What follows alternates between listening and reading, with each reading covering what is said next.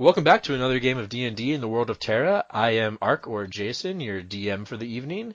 With me, as always, is Adam playing the Halfling Phen. How's it going? We got Bobby playing Grim the Cleric. Hello. We got Lex playing Shae the Yuan-ti Warlock. Hi, everyone. And we have George playing Meidrax the Jeweler/Sorcerer. Howdy. So previously on D&D, the party had a bit more of a figuring themselves out moment. Kind of worked through a few more things. Previous session, the party had gone outside to find the bodies of Gabriel and Jury hanging from the oak tree in the middle of town, kind of surrounded by not a lynch mob because they had been killed in the attack, but they had been strung up as essentially enemies, either a warning or some sort of other effigy, or really just out of frustration, because they were the face of this attack in the way that they were wearing the quote-unquote enemy uniforms, the garb of Dernhost, and so they were believed to be part of this whole encounter.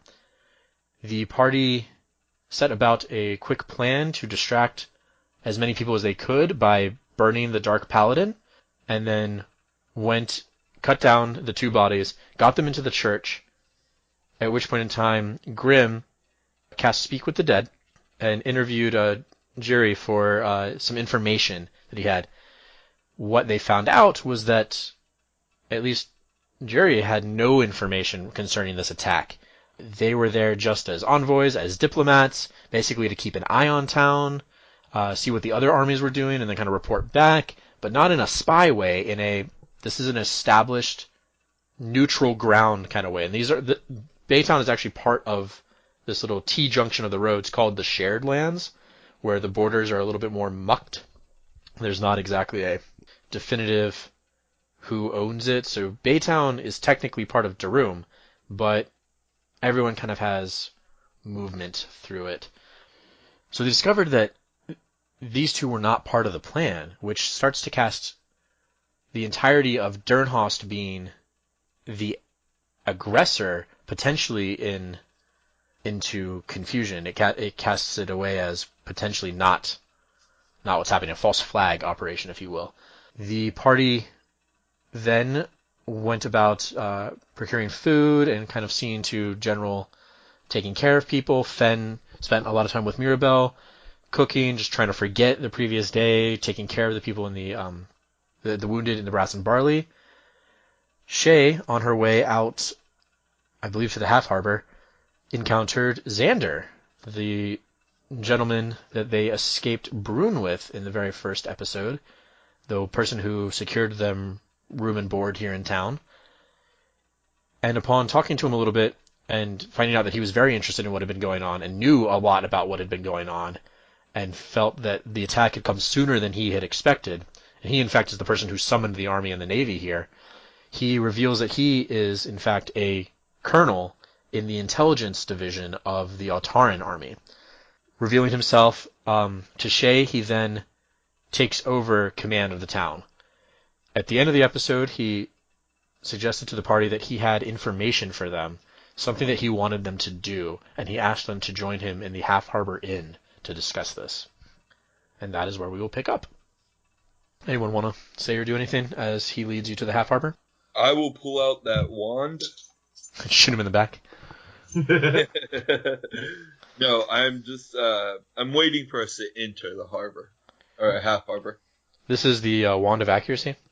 Yeah. No, I can use it as an arcane focus, right?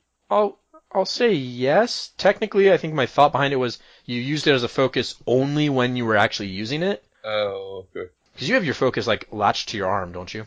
I ripped it off. Oh. So, yeah, I can just use the crystal focus. It's fine. Okay. I don't think it matters much either way. Flavor is flavor, so however you want to do it, and it's cool, it's fine. Okay. So he enters and he kind of looks around a little bit. Luckily, all the bodies have been removed from the Half Harbor. They had been covered originally, and they've been moved in preparation for either the mass burial or the cremation, whatever the town plans to do. He finds an area in one of the back sitting rooms off to the side where where people were not brutally murdered, and he sits down in one of the chairs and then gestures for you to join. There's a little two-person couch, another chair, and then kind of like a stool or an end table nearby.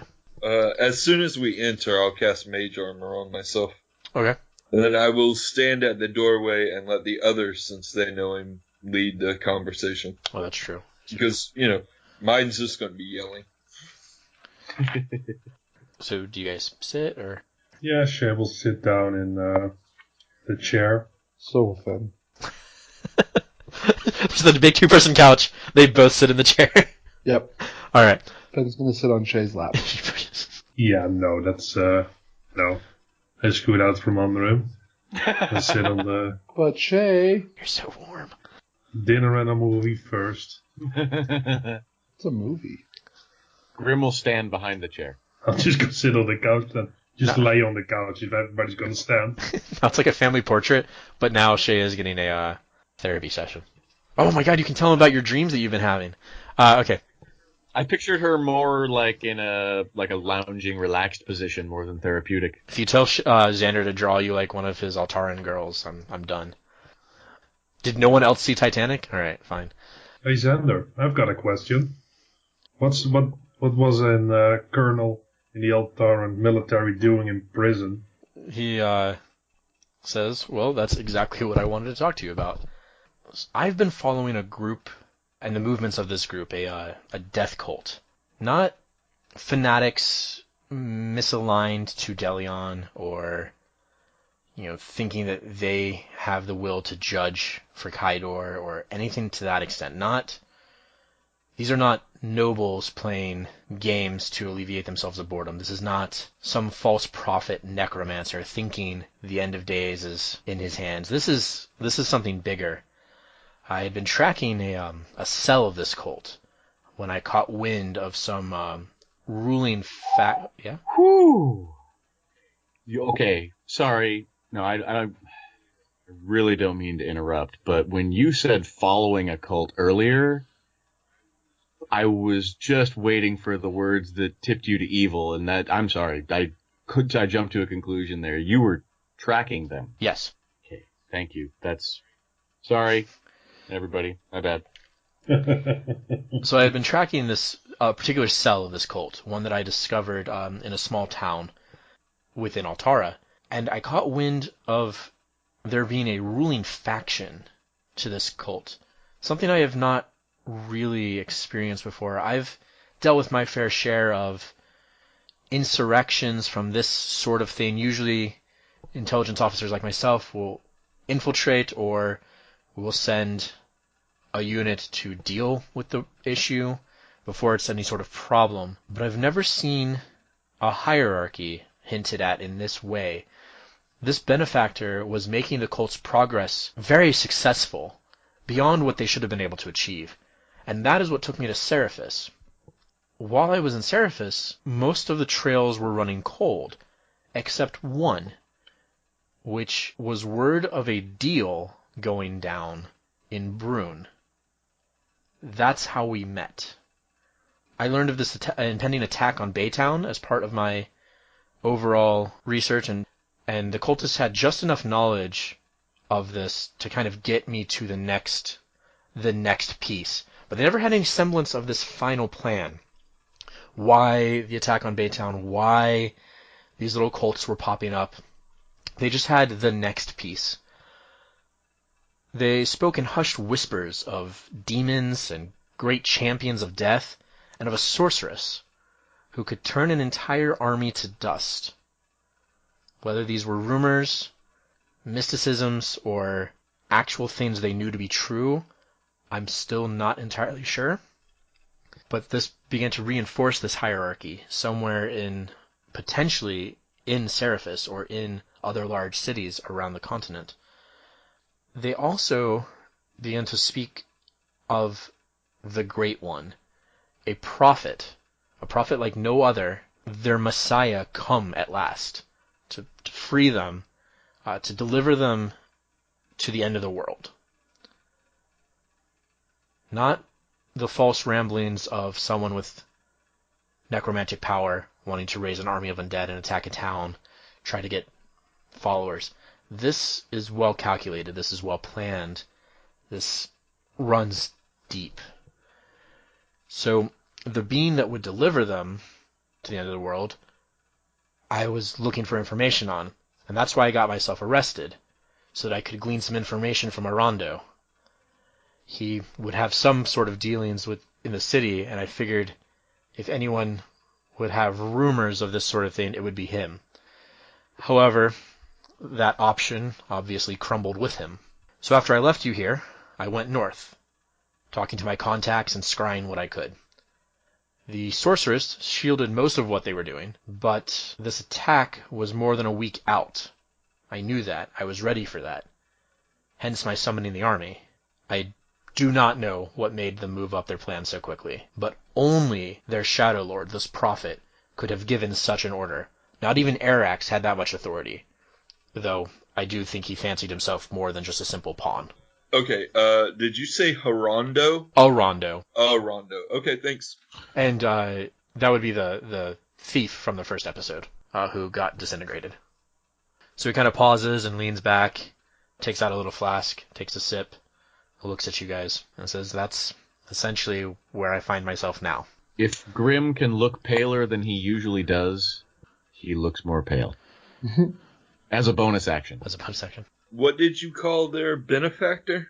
The Shadow of something? Well, he referred to him as the Shadow Lord, just meaning like, Lord Operator, like some sort of master, but they refer to him as the Great One. Essentially, you're up against Wayne Gretzky here. He's going to skate away. Under his breath, Grim just sort of mutters, "This sounds all too fucking familiar." He kind of leans back and sighs. Questions so far? What do you need us to do? He leans forward now and he looks you in the eye, and you see that his gaze kind of shifts from, he had been serious in explaining this. There was a little bit of like emptiness in kind of his look, as he's recalling facts and kind of thinking of how this big thing has been troubling him. But now he has a look of compassion on his face, of genuine like friendship. And he says, "You cannot help here. A group of eager and sometimes hot-headed adventurers would get in the way of any peace we can secure." He looks around. "I assure you, neither side is going to fire their guns without further interference. I have control of Baytown. Altara will not attack. Dernhost will not attack because they are perceived as the aggressors so far. They will wait until we make a move, which we will not do. We will begin parley as soon as possible. Nothing will happen to Baytown." So, if we stick around here, we become farmers, or we go somewhere else and find something fun to do. There are other farms as well, if that interests you. Life of retirement is perfectly admirable. Wasn't exactly my point. He starts laughing now. He says, "No, what I could use you for, if you're up for it. I need eyes on the ground." He says, "There's only so much I can do with my scrying, especially now. I have a feeling the sorceress will be more guarded, and any other weapons of her caliber they can bring forward will ensure that we see nothing of them for a while." Do you know where she is? I do not. So I have my own sources embedded in various places. I have scrying tools that I can use when necessary. I have a very vast network.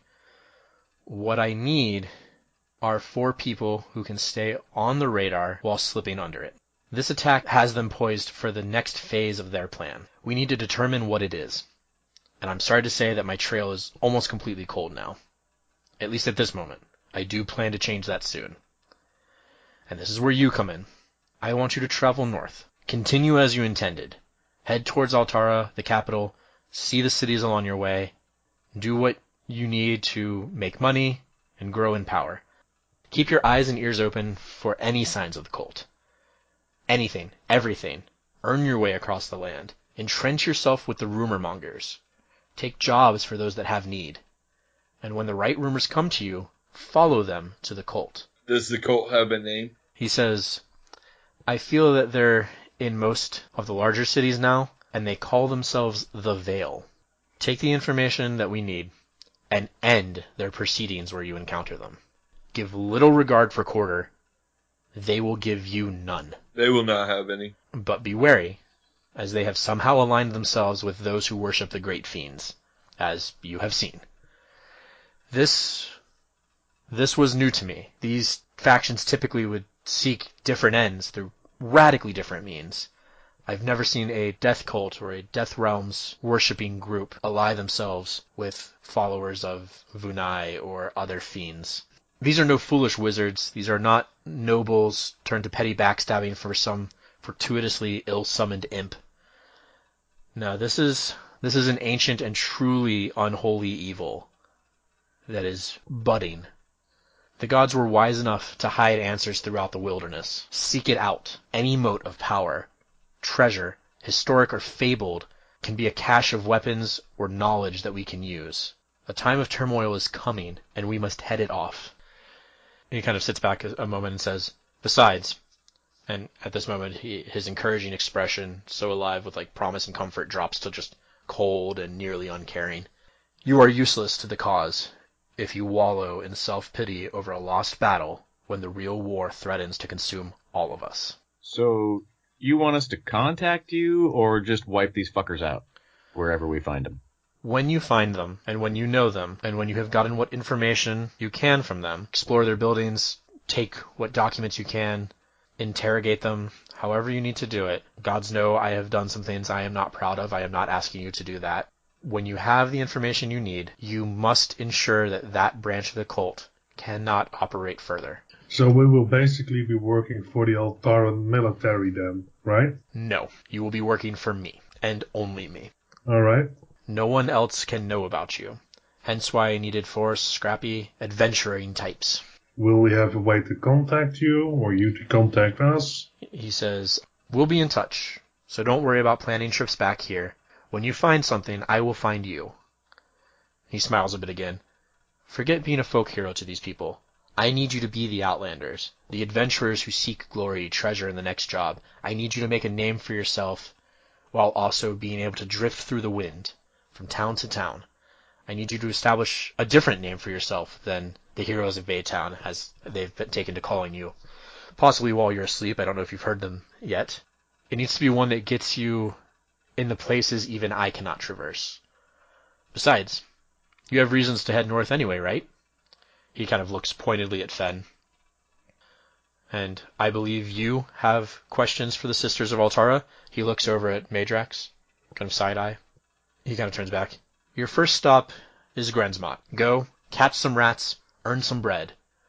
Then you can catch some more. Or if you prefer fish and mud, Stilken is on the west shore of the neck. He stands and kind of rummages through one of his pouches at his hip. And he goes, here, this will get you started. And he tosses Shae a coin purse. I open it and check the contents. It looks to be a not insignificant amount of gold coins. Will you continue to finance us through this effort? Here and there, but like I said, you need to find a way to make your own way.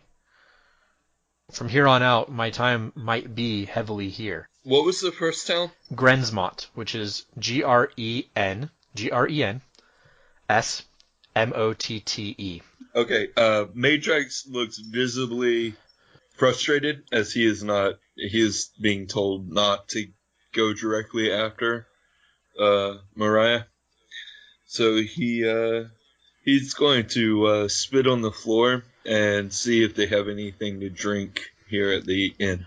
There's nothing like behind the little counter, so if they do keep anything nice, you don't know where they keep it. Typically things are fetched by Petunia or someone else from the Brass and Barley and brought here for guests. He will curse in Draconic. Xander will say, I understand that I'm asking both a lot and at the same time nothing from you. This is a chance to walk away, or this is a chance to help. It's up to you. I will not seek you out if you change your minds. We will part as friends, and if we ever meet again, we will have a drink. Grim steps from behind the chair and sort of looks around and says, I'm in. What do you say, guys? I have very strong misgivings about this. Good. Xander, you're asking a lot and offering very little. Yes. Grim will look over at Shae and say, he's not offering us anything, but he's telling us that there's nothing for us here anymore.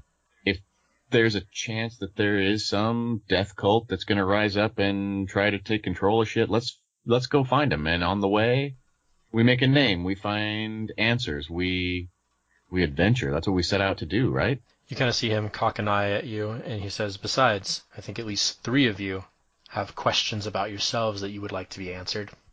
Things that I can't tell you. Things that you'll need to seek out. Can I make an insight roll? See what he... Please. Fill this guy out.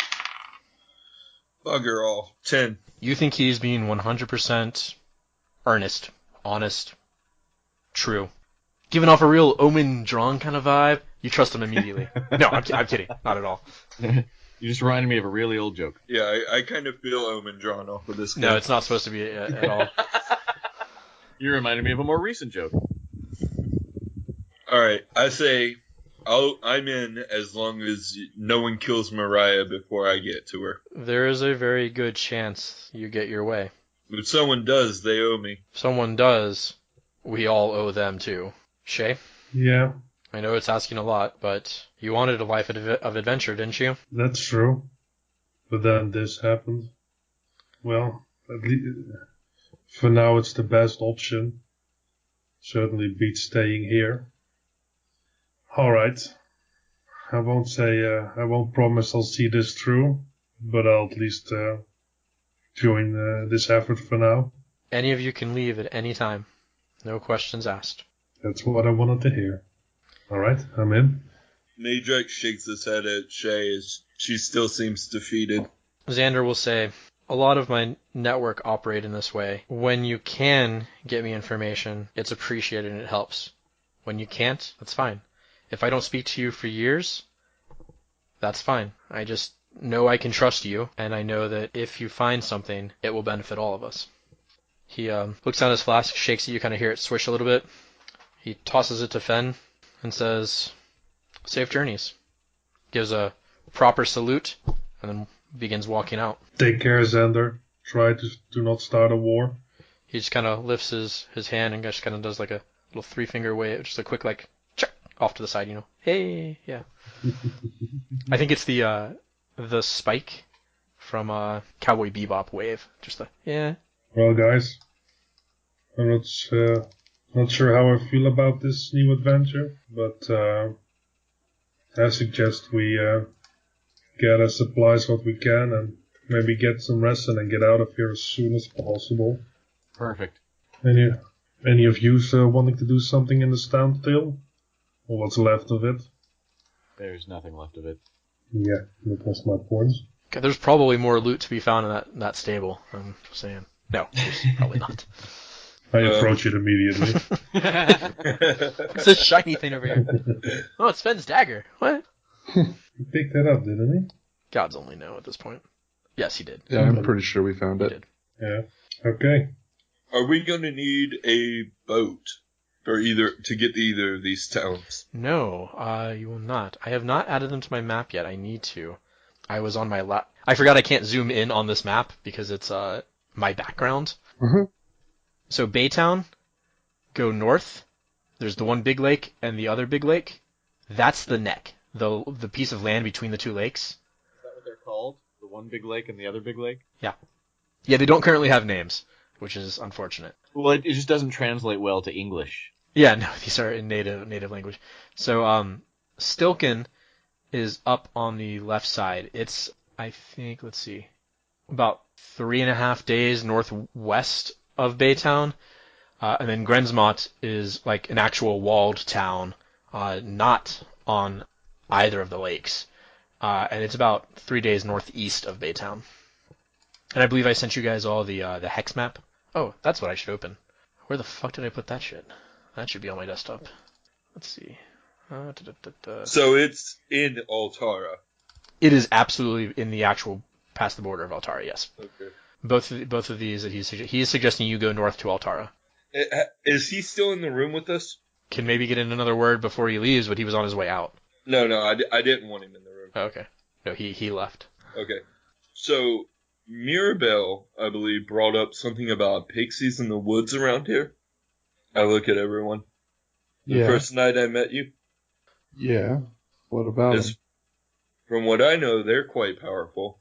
Perhaps they could help us in some fashion. Gotta find them first. I think they're out there, but I don't know how to find them. We've not had particularly good experiences in those woods. Yeah, everything in those woods has tried to kill us so far, and almost did. Yeah. Okay. I'll concede the point then. I mean, to be fair, that was like 3 or 4 levels ago, but... Levels, I'm sorry. Mm-hmm. No, I'm sorry. Levels was their former sorcerer. He didn't make it. And the one before that, and the one before that, and the one And before this that, one. if there were 3 or 4. It's like Tom, old Tom, really old Tom, and dead Tom. Oh, and Undead Tom! That joke will never get tired for me. I will love that until the day I die, in 30 years. Phen, you mentioned going to the Dwarven lands. I don't know where that is on the map. Neither do I. I do. I actually don't. I haven't planned that out. But it is almost directly north of Baytown and Grensmont is one of the Dwarven kingdoms. Slightly off to the side. If you look at your map, can you see Zephyr and Seraphis? Uh-huh. Follow the ridgeline from Zephyr down to the right. Oh. Like almost right towards Seraphis. Like if you draw a line between Zephyr and Seraphis, follow that ridgeline down. See that little bit where it gets kind of darker in a slightly like half circle? In the Altara Yes. section? Yes. Yeah. That is one of the Dwarven kingdoms. Okay. And we know this in-game? Or in character? Probably that there are dwarves somewhere in that area. Where exactly they are, maybe not. Okay. So... But that's one of the actual kingdoms. That's not one of like just a dwarf clan somewhere. That's legit one of the... Oh, I just noticed that... Go to Durnhost. The little peninsula that sticks out between the Empress Bay and the Bay of Storms looks like a dragon in profile. Anyone else seeing that? Yeah, I saw that immediately. I thought that it had some significance. That was not on purpose. No. I totally thought it was on purpose. Nope. I've looked at the map so much this week that I have such an appreciation for what you've done with it. Yeah, this is not anywhere near done. It looks perfectly random, though, the coastlines. Oh, they are. They are 100% randomly generated. Oh, the random generated. Okay. Well, I mean, I have adjusted them, but they were not hand-drawn, if that helps you. Okay. They have been tweaked.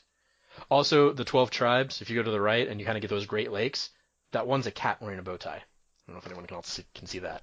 Moving on. Oh, snap. Okay, cute. are there any rivers that come down from there? There are. Their exact location isn't 100% set, Okay.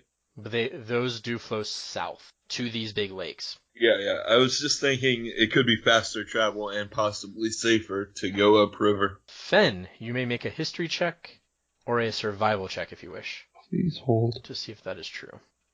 Survival it is. That was a roll of a 22. Okay.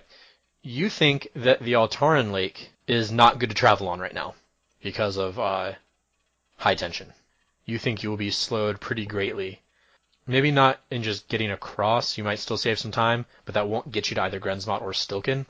Getting just to the north, towards where you think the dwarves might be. Like, Roken would have talked about being the north and the cold, so you know he's up somewhere near the north of Altara and the 12 tribes. But you don't know if he's in that kind of little cluster of the lakes in Altara and those little mountains kind of between them, or if he's near to the coast. But there is a dwarf kingdom almost directly north near the coast, and there are other scattered dwarf clans that all serve the kings, right? There may be rivers up there, but because of the nature of them and because it is the rainy season, it potentially will not be faster or safer to travel upriver right now. Okay. Most travel is done by land or by airship. I'll relay all that to them. Oh, and sorry, and the Seraphine, the lake between Baytown and Seraphis is heavily guarded and trafficked. Damn. So you don't necessarily think it would be faster by river, because not all of the river is fordable either. There are also like waterfalls and stuff like that. Yeah. It is not used for trade, if that helps. So you don't think travel is necessarily the best option there. Although eventually maybe finding some canoes to get between a couple places might be worth it if you get two like home bases set up, but... So, what do you all think? I mean, we were going to head north. This sends us north. And Phen, I know you... I also want to give my condolences to Roken's family. What's everyone thinking? It's on the way. Let's go. Yeah, I would like to deliver the letter. We need to figure out where to take it, though. We need more information about Roken. Okay. So we stay in town for the night and leave in the morning? Yeah, I'll go rummage through his stuff and see if I can find some clan symbols or something like that. Okay. You have some of his clan symbols. On the gear that we got from him? Yes. Okay. It is dwarf symbols. You would maybe presume it's his clan. You also know of something else that he does not keep in his shop that has his clan symbol on it. You know for sure it has his clan symbol on it. So, yeah, Phen will go grab that, and if he has to, take a sketch of it, he'll do his best to copy it. Do you know what I'm talking about? With that reference? It was kind of vague on purpose, but... Maybe? History check? Or just straight intelligence check, I guess, just to see if you remember that is not the right thing. 10. No, but someone else might. Yeah. Apparently I'm trained in this because I actually get a plus instead of a normal minus for an int type roll. I got a 5. 20, but that's a total, not natural. You remember he has a small keg of ale that he keeps in the brass and barley. That is his clan specialty ale. But also you have a symbol, I think, on either his hammer or something else. Somewhere on you have a symbol that I described at one point in time. Hey, Phen, how about that keg of ale? That'll work. Maybe we should all go drink some. In his honor before we head out to find his family. I need to transcribe that letter into common before I get too drunk. Well, I didn't mean we should drink the whole keg. I meant like a toast. He looks at you like that's why wouldn't you drink the whole keg? You cannot drink the whole keg? It comes in pints. No, I think the expression to me looks more like you cannot not drink the whole keg. So you plan to stay the night, but the hangover will keep you here all week. Yeah. It is dwarven ale we're talking about. Well, I'm going to transcribe the letter, if you'll hand it to me, Phen. I'll give it to him to transcribe. Okay. Okay. I will make 2 copies of it, one for myself to figure out the cipher and one for Phen. And then I would like to go to Roken's Forge. All right. I'm going to say it'll take you about an hour to copy down 2 copies of it. So I'm going to go ahead and send you both that file. All right. So what are the rest of you doing as he transcribes this? I'm sorry. Are we going back to get some food and some shut-eye? I don't think it's too late in the day, so you do have some time. One of you is going to Meidrax is going to the forge after he transcribes the letter. The food first? But I want to scrounge up some supplies for the trip. Okay. I'll go with you. I can carry stuff. Okay, go ahead and make a survival check with advantage. Survival check with... Oh. 12. Okay. You kind of figure out how much supplies and rations and all that you need. You all have a pack of stuff, bedrolls and all that sort of thing.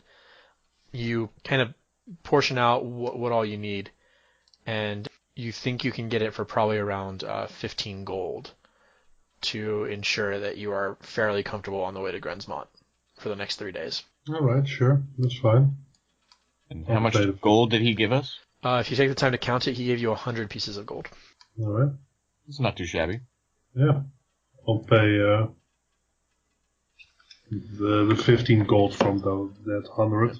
And you expect that 15 gold is probably a discount for your help, but is also kind of knowing what's coming. They're not giving you much of a discount. Yeah. You know, like if things were better, they might be like, yeah, take some food, go out, have your adventure, come back and tell us about it. Yeah. Makes sense. And what makes we actually manage to find something anywhere. They kind of tell you that once the army gets here, they'll have enough store and whatnot that rations like this won't be necessary. Yeah. So you're getting kind of the end of the season stuff. I think I'm gonna divide up the 80 gold. Okay.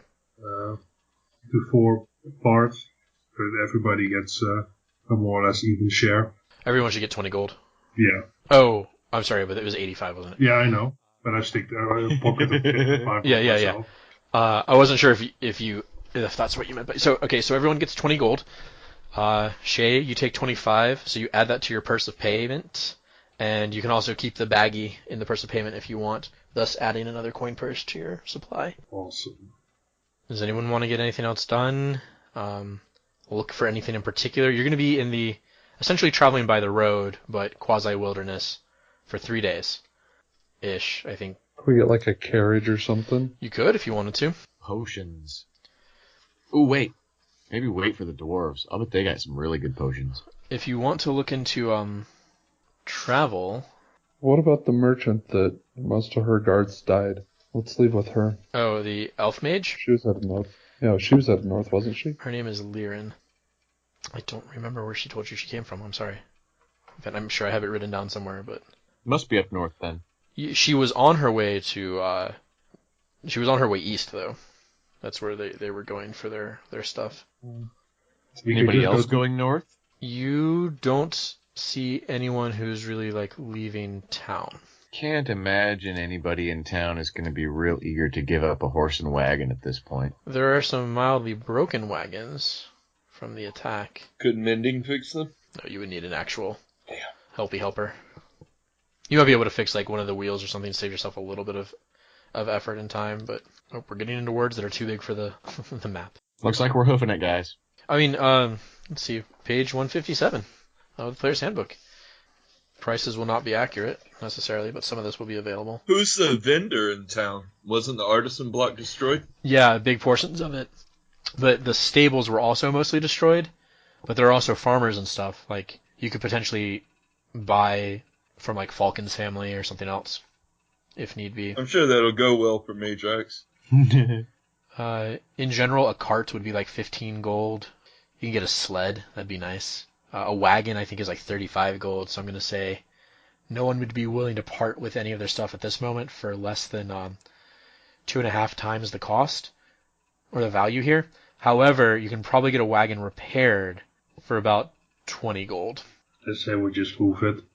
And you might have better options when you get to Grensmont. Grensmont is a much bigger town. To Grinsmont after a good night's sleep. Yeah, so Phen will take the rest of the day to search Roken's forge and try to look at his keg and see if he can find the clan markings on it. Yeah. So the clan symbol is a foamy mug of ale spilling over. And then in most places that you see that, not everywhere that you see it, but most places you see it, it has crossed hammers below it. But that doesn't necessarily appear to be like a clan marking or something else. You're not sure what that denotes offhand. So, foamy mug of ale spilling over, and there are a lot that have crossed hammers behind it. Like, I think the gold that you... Or no, below it. So the gold that you have, like the little gold bars that you found in his thing, those all had that symbol under, like, a dwarf-style dwarf head. You know, very, like, geometric. Mug of ale, and then the crossed hammers on the gold pieces that you found. Okay. And Shae, you have those gold pieces, right? Those gold bars? Yes, I do. Okay. Do you need them, or do you just want to know whether or not I have them? I just didn't remember if I'd given them to you or not. Yeah. Thanks again. Okay, I'm going to... I won't send this to you as a full file until I get a little bit more done again, but this is essentially what this looks like. Apologize to anyone looking. This will be made available somehow, somewhere. Alright? Alright. If you have nothing else you want to get done, then I will move us forward to the next day. I still want to search his forge. Oh, even after Phen's already been there? Well, I had planned on seeing if he had any tools I could use for like a backup jeweler's kit. Because they're delicate objects. Yeah, you don't see anything in his shop that could be used for jeweler's tools. He has some small picks and whatnot, or like small little things. Not quite like thieves' tools style either, but like smaller things. But they don't have the delicacy and they're not right for that. Okay. But there are a couple things you could take that could maybe doing a slight pinch to replace something. It's okay. Is there any kind of empty or mostly empty books or ledgers? There is a crushed bookcase where Roken's body came in, and you see the charred kind of remain, or where his body was when they took him away. In the rubble, you see charred kind of remains of some wood and some papers and whatnot, but you don't know necessarily what's in there. You could search through it, but Yeah, I'm trying to find a mostly empty book. I'll search the whole artisan block if I need to. I want to try to find a inkwell with ink in it. gotcha. You don't find anything necessarily useful in Roken's shop. When you get to the tanner, which is a little less destroyed and possibly still inhabited, but there's no one in there right now, you do see that there is a some sort of like ledger and an ink pot and quill on a desk. Okay. Oh, bad about this. I'm going to. First I'm going to rip a page out and write a letter to House Labara Jewelers Guild. Okay. Apologizing for my absence and saying that I probably won't return in quite a while, and I'm sending payment for the next 3 months of membership. Okay. And I want to try to find some what are they called? The wrapping paper or whatever to set up a bundle and put 15 gold in it. And the note, and then I'm going to head out. I'm going to take the ink and at least a couple of more sheets out of the book, and head out trying to find someone heading toward. Is the guild in Darum or Barum? Brune is one of the cities of Darum. Yeah. The Labara does not have a house in Brune. And the guild hall proper is not in Brune. However, there is a guild branch in Brune. Okay. Okay, I mean, I can send it there, right? I know that? Yes. Okay. Yes. I will try to find someone headed there. The elf mage is heading east to Brune. If you talk to her, she would be happy to carry it. Or you can hire a messenger. I will hire her. I know she has some power to protect herself on the road, so I will hire her, and she's also going to join up with a couple other caravan people and take some of their carts with them. Okay. And that road is pretty well guarded. All right, I'll give her mostly 2 gold to ensure that she doesn't open the package and that she delivers. She tells you it isn't necessary to pay her. She's happy to carry it for what you guys did for her. Okay. I will keep my gold then. Thank you. Anything else? Anyone? Alrighty, you go to sleep and you wake up early the next day. What do you do before you leave, or do you simply head out? Everyone got all their supplies, rope. 10-foot poles. I didn't get one of those, but that's okay. I got my dirty clothes. Everyone got torches, rations, water skin, everything. Ready to roll. Yeah. All right. Oh, that night I would like to fix my fountain pen I found. Oh, right, okay. We'll give that in 1 second. Just for the record, you would have pretty good knowledge of this kind of going on. A messenger would typically cost you about 3 gold to send someone specifically with a letter or package from Baytown to Brune. It's about 1 gold per 50 miles, and Brune's about 5 days away. So about 2.5 gold. Okay. Just out of curiosity.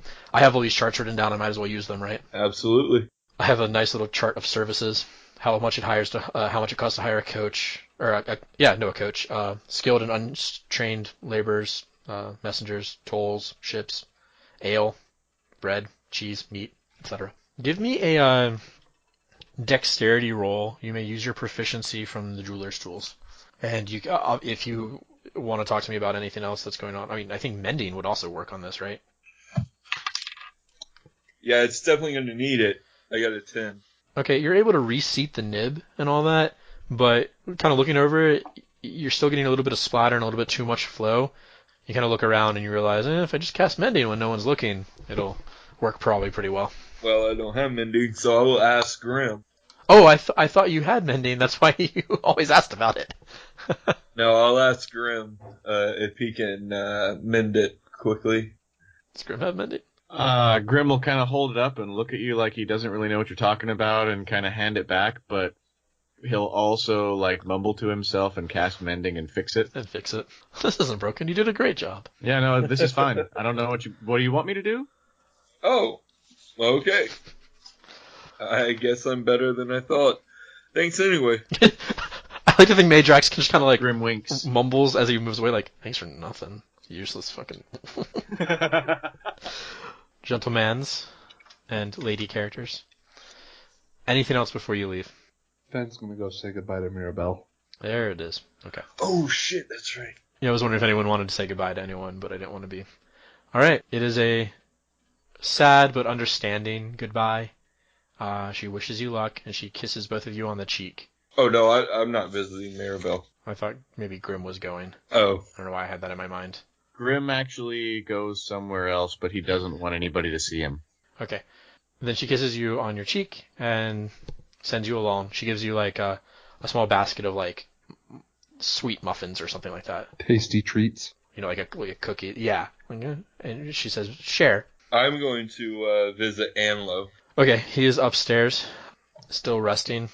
When you arrive, you see that he is talking to Xander. Xander's kind of sitting down on a stool next to him. They're talking in relatively hushed voices. Anlo looks strained while trying to get his thoughts across. Do you approach? Yes. Okay.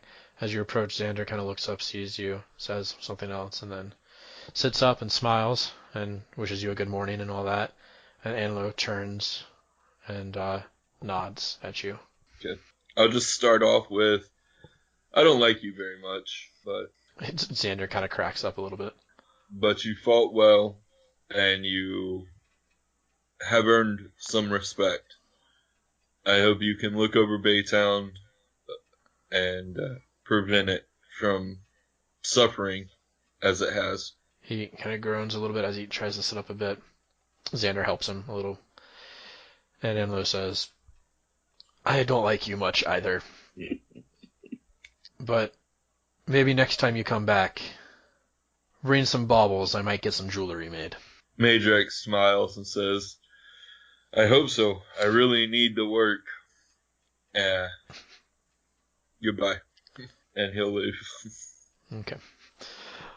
Grim, what you doing? Grim sneaks back to the church and sneaks in through the front door Yes. and looks around for a collection box. Ruthless. There, I don't think he's. Oh, we'll see. There is a small collection box. Yes. Near the door, yeah. Is it locked? No, Mm-hmm.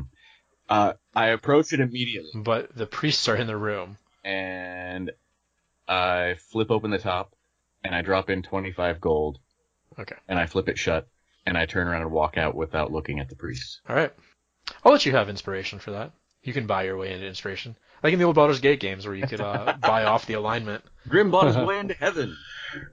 Now you're allowed to murder one person, one motherfucker per city. Yes, one innocent person can die. Before we leave, Meidrax will walk to the end of the dock where he blew himself up. Yeah.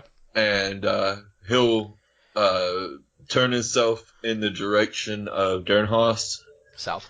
take a piss, and flick them off. Now, if you set out, are you setting out at a normal pace? Are you trying to go faster, a little bit slower? It's a long walk. We ought to just walk. Yeah, I'm not in a hurry. Okay. I say we go to, what is it, Grinsmont first? Grinsmont. Is it Grins or Grants? Gren. You can cover about 24 miles a day. So you go. Who wants to make me a D12 roll? On it. 1. I should have made a chart for this. It is a lovely day. About noon, it starts to drizzle a little bit. Not too bad, but not the most comfy thing. But you just kind of travel along, presumably mostly in silence for a while. I don't know when and or if you guys are going to start talking to each other. That's up to you.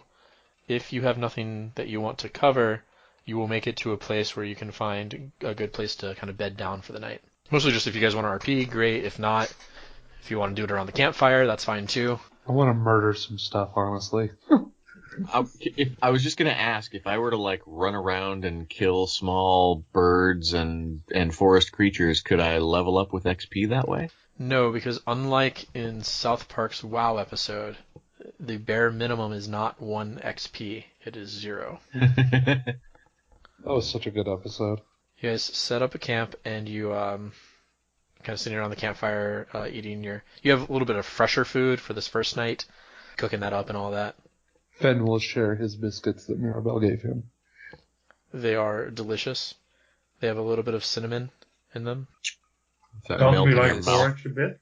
I'm sorry. Like what? Forage, You're trying to get some food in the wild.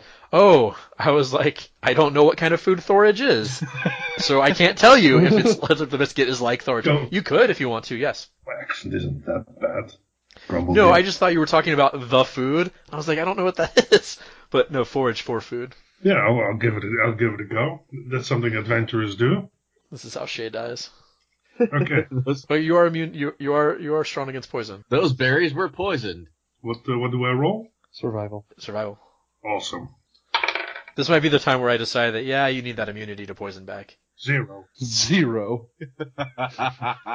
know that episode of Avatar: The Last Airbender where Iroh's like, look at what I found. This is the Moe Moe berry or bush or whatever, which is either a delicious tea or causes radical blindness. Oh, yeah.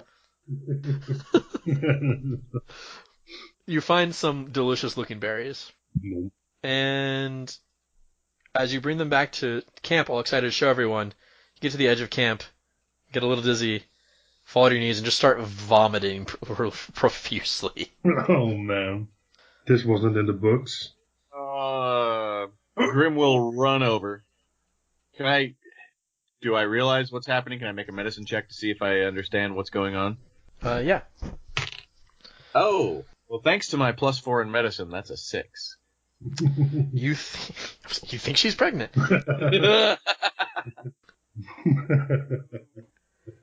You kind of just think that she, at first, because you don't see the berries or anything, so you think she's just, maybe vomiting because she's upset? Just caught up with her, finally? I hold back her hair. Shae's now crying a bit and throwing up over his shoes. Try to be a friend and get my shoes all covered in berry puke. This is why you need someone with prestidigitation in the party. That's what friends do. Anything else anyone wants to do? Do I notice berries yet? I mean, there's a pile of them next to her, and you can kind of be like, oh, yeah. I'll yell out, "Are you okay?"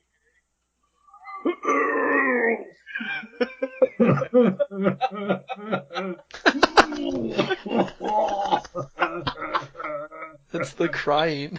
I look over to Phen and ask him what that means. Phen? I think he had to step away or something. Oh, maybe. The sound of throwing up upsets him, so he had to leave. I'm an idiot. Phen's gonna go look at those berries, and he rolled an 11. Yeah, you're pretty sure that these are the kind of bright red berries that they say don't eat. You think she's going to be fine. It just probably tossed her stomach a little bit. You'll be okay. Get it all out. Working on it. The bush comes out. That'll pat Shae on the head and go back to the fire. After vomiting fairly profusely for a moment, you feel kind of instantly better. Awesome. You both kind of want your food, some more food, and also kind of not. I'll just nibble a bit and try and get some rest because that's exhausting. It is. It's true.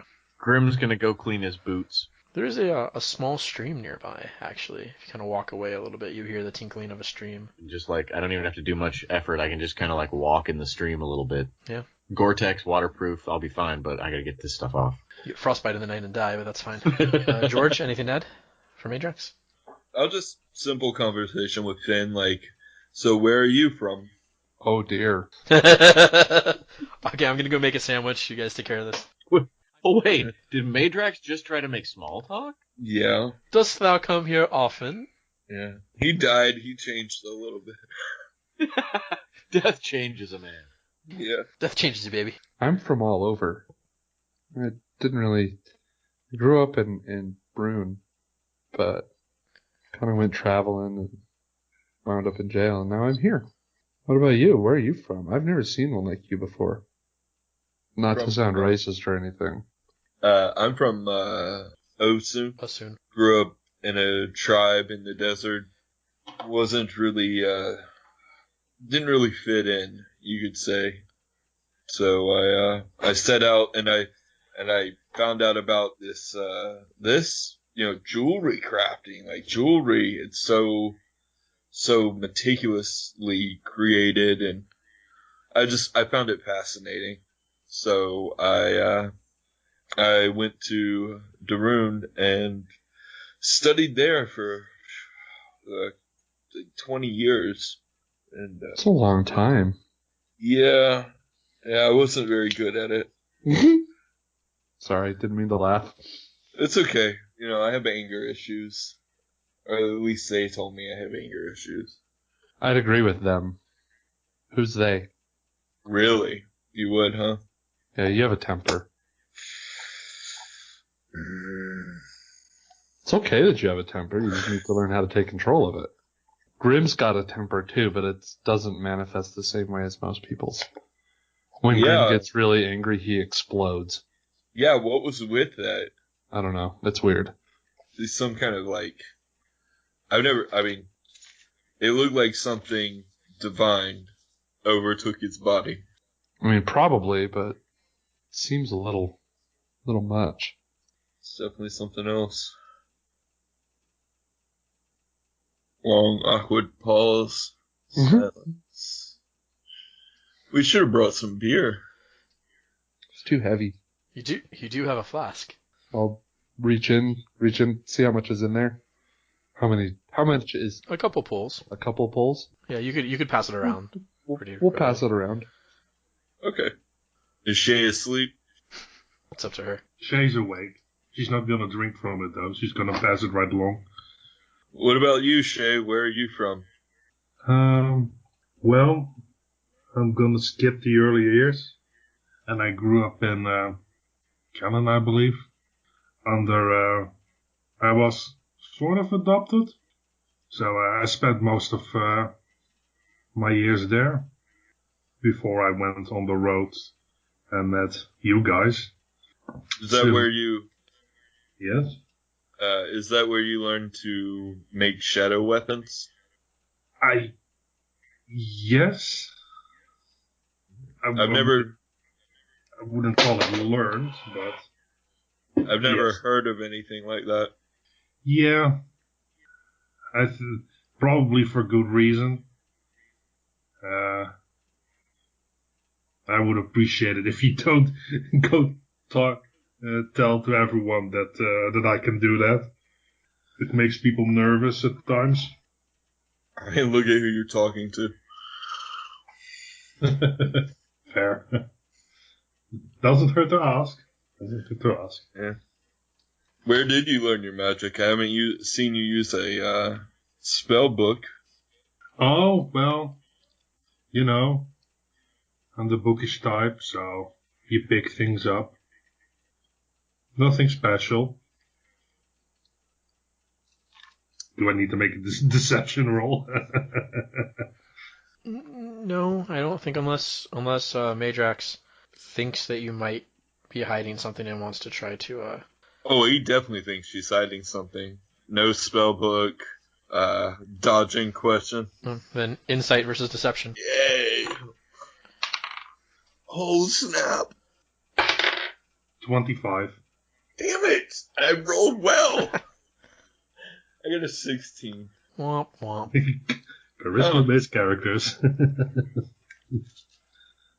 Wow. Another awkward silence. Is Grim back yet? Or is he drowned in the river? I wouldn't call it a river. A different character shows up because this is how he wanted to go. He's probably dead in the stream. I mean, it's only 6 inches deep, but he fell down face first. Grim had a vision and fell down face first in the water, and while his patron was trying to speak to him... Now, boots are clean, I assume? Yeah. And nothing tries to... They can't fly with their Nothing clean. tries to attack me out of the woods, and I just come back to camp. Yeah, if you're out there, you just want to take a nice look around in the dark. Probably take a leak while I'm there and have a little privacy. Do you have dark vision? Mm-hmm. Remind me. I do. Okay. Is Phen the only one who doesn't? Yeah. How do you have dark vision, Grim? I thought you were a human. I What don't do you have mean? dark vision. Not, you mean everybody can't see at night? No. I think you've had this conversation before. I mean, out of character, no, he's not human. In character, yes, he's human. Oh, got it. Some weird shit's happening. We thought about keeping that a secret, but it was just easier not to. It's fine for the party to know. It's not a game breaker. Well, I'm half human. Ish. Right. He does not know what he is. Grim thinks he's human, if that answers the question. Perfect. Just some kind Yeah, of real. I'm pretty sure I'm the fucked only up- one that doesn't have dark vision. I don't have dark vision. Dragonborn don't have it. Oh, that seems weird. Yeah. Like, Hey, he can puke acid. He can't have everything. It's true. it's just I interesting. If halflings have it, I'd be pissed as fuck. That'd be too much. Too much. Well, I can spit acid and I have dark vision. Yes. I feel like I'm the only person who's playing like your classic race. Ding ding ding. Yeah, you are the only original race. All right. The only classic 4. Okay. What? You guys going to bed? Yeah, Phen will take first watch. All right. In that case, Phen, roll me a d12. 8. Who's taking second watch? I'll take second. Roll me a d12. 1. Who's taking third watch? Grim I'll will. do it. Somebody will have to wake him up. I'll do it. I won't wake him up. I puked over his boots. That's the least I can do. And in his sleeping bag, but he doesn't know that. That was for fun. He'll wake up with dirty boots again. Oh my god, that'd be amazing. 12.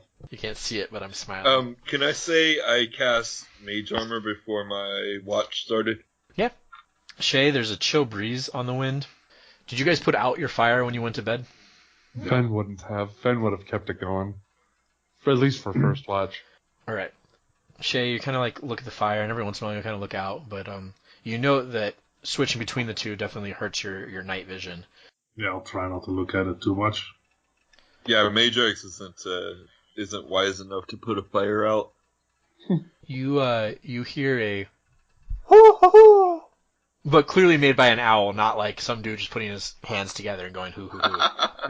That's Wait, how sure are we that it's not just that? legit owl sound. Okay. She quietly mimics the sound to herself. It's the caw caw that comes next that really alarms you. Yeah.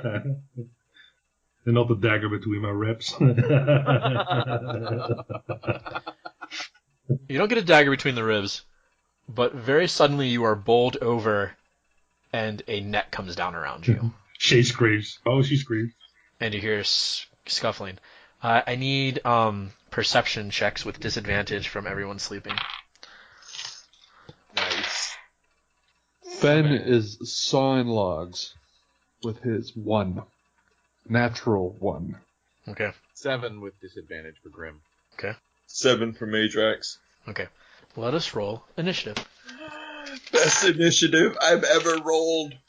Ooh, mine's. Did you roll the natural 20? No. Oh, God. I rolled an unnatural 20. That's pretty damn good for Grim. Before this, my highest initiative was 17. Nice. 6. In 4. 22. 25 to 20. Meidrax. 22. 20 to 15. Grim got a 20. Then Phen got a 6, Yep. and Shae got a 4. 4. All right. Meidrax, you kind of start to stir. Something's happening. Shut up. Grim, you also start to kind of stir, but big, sleepy. You're very tired. There's light in your eyes. Shae, you get clubbed while you're in the net, Oh, so it has advantage. Rolled the same thing twice. 13? nope. Not good enough. Okay, another one. You feel tiny fists kind of punch at you. 17. That's good enough. You take 4 points of damage, Okay. and you are in a net. They are trying to close the net upon you. As you kind of look around, you see what appear to be tiny little, grayish-green creatures. You've seen goblins before, but always in cities. You've never seen quote-unquote feral goblins, like goblin raiders. They're a little bit more muted colors. They're a little bit more like greenish, brownish, gray tones in the firelight. They seem to have pretty like scavenged gear and whatnot. Yeah, they have you in a net. Okay. All right, so 2 of them secure you in the net pretty well, so you are restrained. 2 of them hit on you, and you hear like a kind of something a little ways off, kind of gives some orders like, yeah, okay, yes. That was the surprise round. Meidrax, you begin to wake up, and you use your turn to kind of perceive what's happening around you, and you see that a group of small creatures, you think goblins, have Shae in the net on the ground. But that is your turn to come to. Grim, the same thing. You spend your turn coming to and realizing what's happening, and you guys can both stand up and grab your stuff. Presumably you don't sleep in your armor. Grim never takes his armor off. Phen sleeps in his armor. The goblins are going to go. They are going to the 2 are going to attempt to drag you away. They don't do great. You get stuck a little bit on the log you were sitting on. They pull you and you kind of bump your head. No. You're still presumably screaming? Yes. Also cursing. One is going to try to take his little like you know what a blackjack is? Just a little leather wrapped like lead piece. It just hits you with it. Try to knock you out. Oh, that's going to hit you. You take 3 points of damage, and I would like you to make a Constitution saving throw. 3 points of damage. And a con saving throw.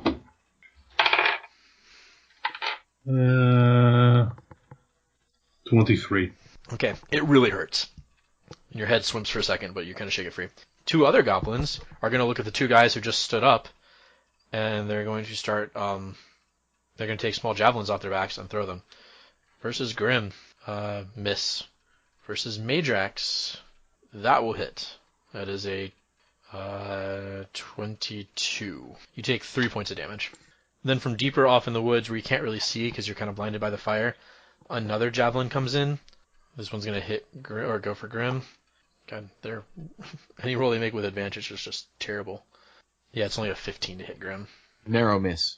Just a bit outside. Let's see. Phen, you start to notice something's going on around you.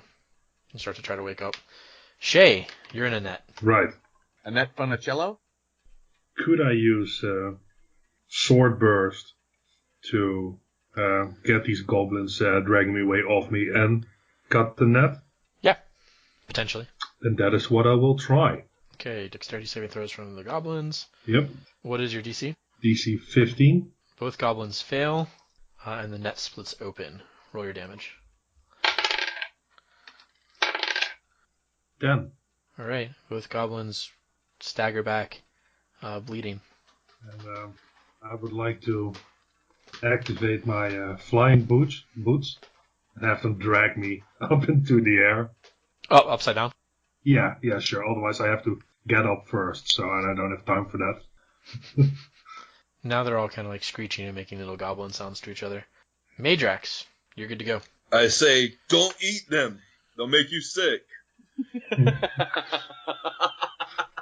Probably true. I have a suggestion what you can eat.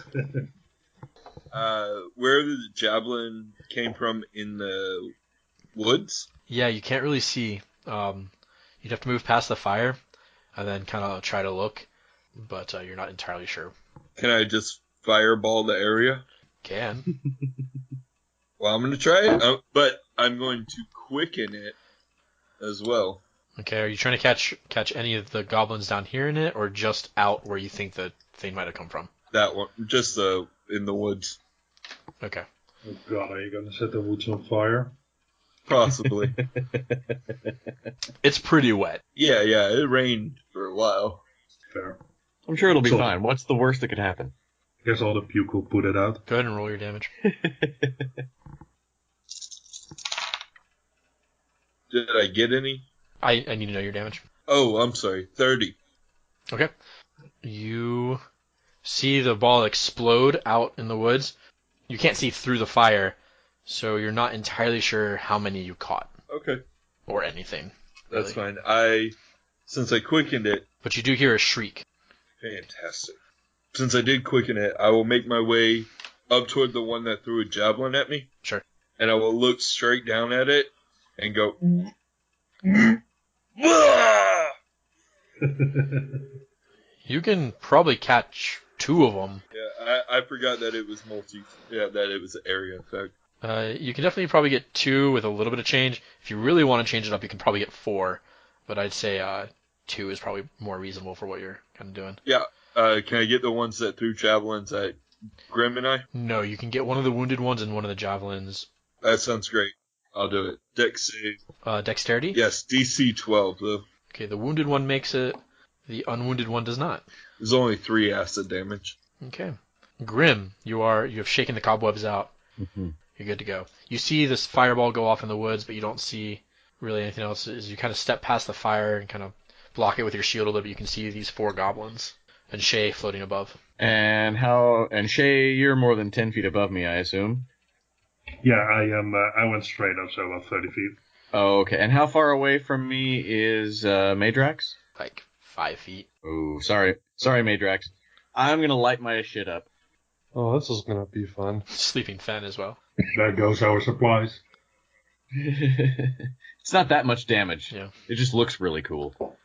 So yeah, radiant consumption, and then I'm going to. I'll need an explanation of what that does immediately. Like what's the immediate effect? The immediate effect is that for 10 and 20 feet, I cast bright and dim light. Okay. And everybody within 10 feet of me is going to take 2 damage. Not at the start of their turn or anything, just now? At the start of their turn, they take 2 radiant damage. That's what I needed to know. Okay. Yep. And I'm going... Oh, I have bonus action left. So I see 4 of these little fuckers around here? Yes. Does one of them... And another javelin came at you from the woods. Does one of them look like the guy that was shouting the order chirps? You have no idea. I don't. Okay. You weren't awake enough for that. Then I will cast Spiritual Weapon. Okay. And I'll slice at one of them with the glowy morning star. Woo, that was close. It almost flew off of my tablet and onto the floor, but luckily my tablet was sticking off the desk about 2 inches. That's an 11 to hit, though. That is a miss. Ah, damn it. Anything else? No. That's all I got. The goblins are going to... The 2 goblins that Shae wounded just screech as they erupt in this holy fire, and they fall to the ground dead. Yay! The other 2 take 2 points of damage. Oh, I'm sorry. It's 3 damage. Apparently that changed when we leveled up. So they died even more. Then those 2 are going to chuck javelins. Well, okay, so the one who is at range is going to chuck a javelin at Grim. Rolls natural 1. Use his bonus action to disengage, and then flee off into the tall grass and stuff. The one fighting Meidrax is going to try to stab him with the javelin he still has in his hands. Rolls a 5. Use his bonus action to disengage, and then run away. From the woods, a little ways off to the side from where the javelin came, you just kind of see a shape emerge. It's like a little round, like roughly the size of your classic potion bottle or like a bottle of gummy berry juice. Round little stopper. It looks like it has like a wax seal around it. That soars through the air and crashes right at the edge of the camp and explodes. The purpley goopy mist or whatever inside immediately starts exploding out and growing upon itself in this foul, slimy, greasy explosion. The 2 of you need to make dexterity saving throws. Sorry, the 2 of us as in... Meidrax and Grim. Okay. 17 for Grim. 8. Okay. You each take 3 kind of burning damage as the stuff gets on your skin and starts to burn. Then the noxious fumes come at you. Meidrax, you take an additional 6 poison damage. Oh, you can half the acid damage, obviously. Okay. Right? You have resistance to acid? Yeah. Yeah. So, what did I say? 3? So you take 2 instead. Okay. Alright. It is... Are we on fire? Fenced? Are we burning? No, it's not ongoing. It was just, it burns as it hits you, and then the poisonous gas of it is supposed to knock you out. You are kind of sticky and weird. You think you'd have a little bit of trouble trying to trudge through it. Phen, you wake up on fire. Oh shit! The hell's going on? You take 3 points of damage from Grim. Sorry. You wake up, you see 2 dead goblins, Shae flying upside down above you, and you can kind of make out 2 goblins running away into the woods. You go to sleep for 10 minutes, and this is what happens. It was all clear when I gave you the watch. Goddamn. Nobody near me. The only 2 I can see are running away? Yeah. Okay. I'm gonna walk away from Grim, stop burning me, and take my bedroll with me. Just plop right back down right at the edge of the holy fire. Yes. Shae, it is your turn. Alright. I upside down turn to the 2 fleeing goblin, and I'll Eldritch blast them in the back. Okay. First just 1 beam each. So the first one is an 18 to hit. That hits him dead center in the back. For 7 damage. It drops him to the ground, and he kind of like rolls and scrambles and gets back up and continues running. Alright. And on the other guy is a 22 to hit. That's a miss. No. That's unfortunate. For 8 damage. That kills him. Whoop. You kind of barreled him to the ground, and he doesn't get back up. I'm cheering upside down in the air. Woo. Make finger pistol motions. And then I'll turn upside down. Downside up, no. I'll turn the right way, and then I'll land back on the ground on my feet and strike a pose. Dun, dun, dun, dun, dun, dun, dun, dun, dun. And demonetized. Copyrighted. The YouTube video. The party gets, I'll just say 400 experience for now. I'm not going to apply the modifier. So 100 each? Yeah, 100 each. Oop, 8k, guys. Is this That's in it? addition? We're Is this over? in addition to the nothing we got last session and the session before? I decided, like I said, I just said I'm not applying the modifier to it yet. It's gonna be the Where- last one that it's bonkers. Wait, we're out of combat? Unless you want to keep chasing down goblins. Yeah, I go after the one that was in the woods. Yeah, Grim was gonna chase him down. Little fuckers woke me up. Yeah. Ben's going back to sleep. Shae was confused.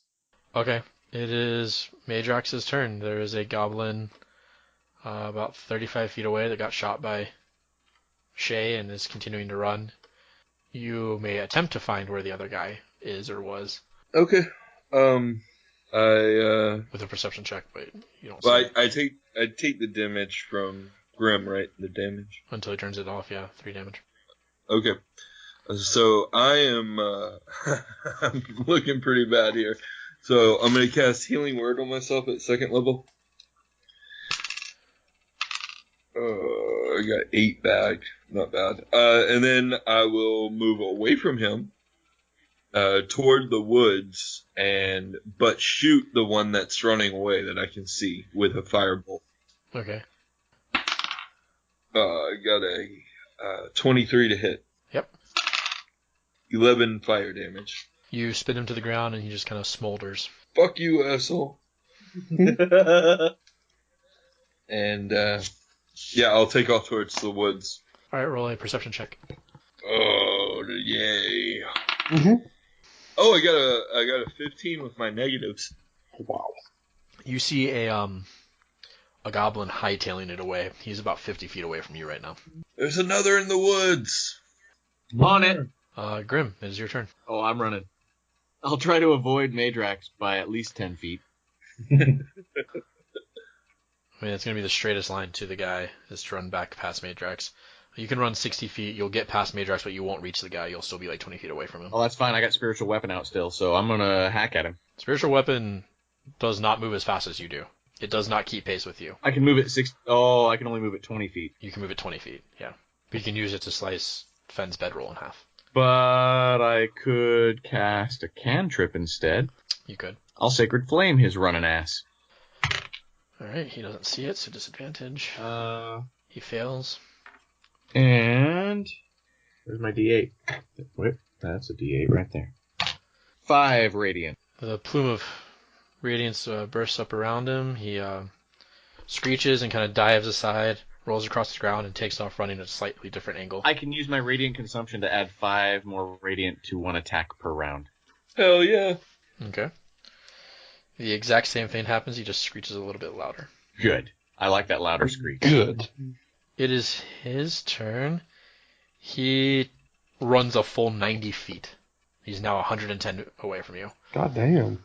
He uses move, action, and bonus action to move and dash. Hmm. It is Phen's turn. Die loudly. A little roll back over. It is Shae's turn. Okay. I think even if I move, it won't be in Eldritch Blast range for that 90 feet run. He's only like... Oh, you can move probably 30 feet closer if even and have him within 120. Oh. Okay, then I'll do that. I'll pew him in the back. Because that's, I guess, what we're doing tonight. A night of the backstabbing. Murdering goblins? Yes. Hey, they started it. I mean, fair is fair. They were capturing you for their prince who wanted to marry you because you're so beautiful, etc., etc. Uh-huh. Now we have to kill him to make a 15 to hit. That misses. Okay. It like glances off his shoulder with a ping sound. Pew pew ping. And my second roll was a 1. You fire that straight up in the air. I got this guy. You do one hand up in the air, the other hand points at him because you're like, I got this. Wrong finger. No, stupid. Left hand, right hand.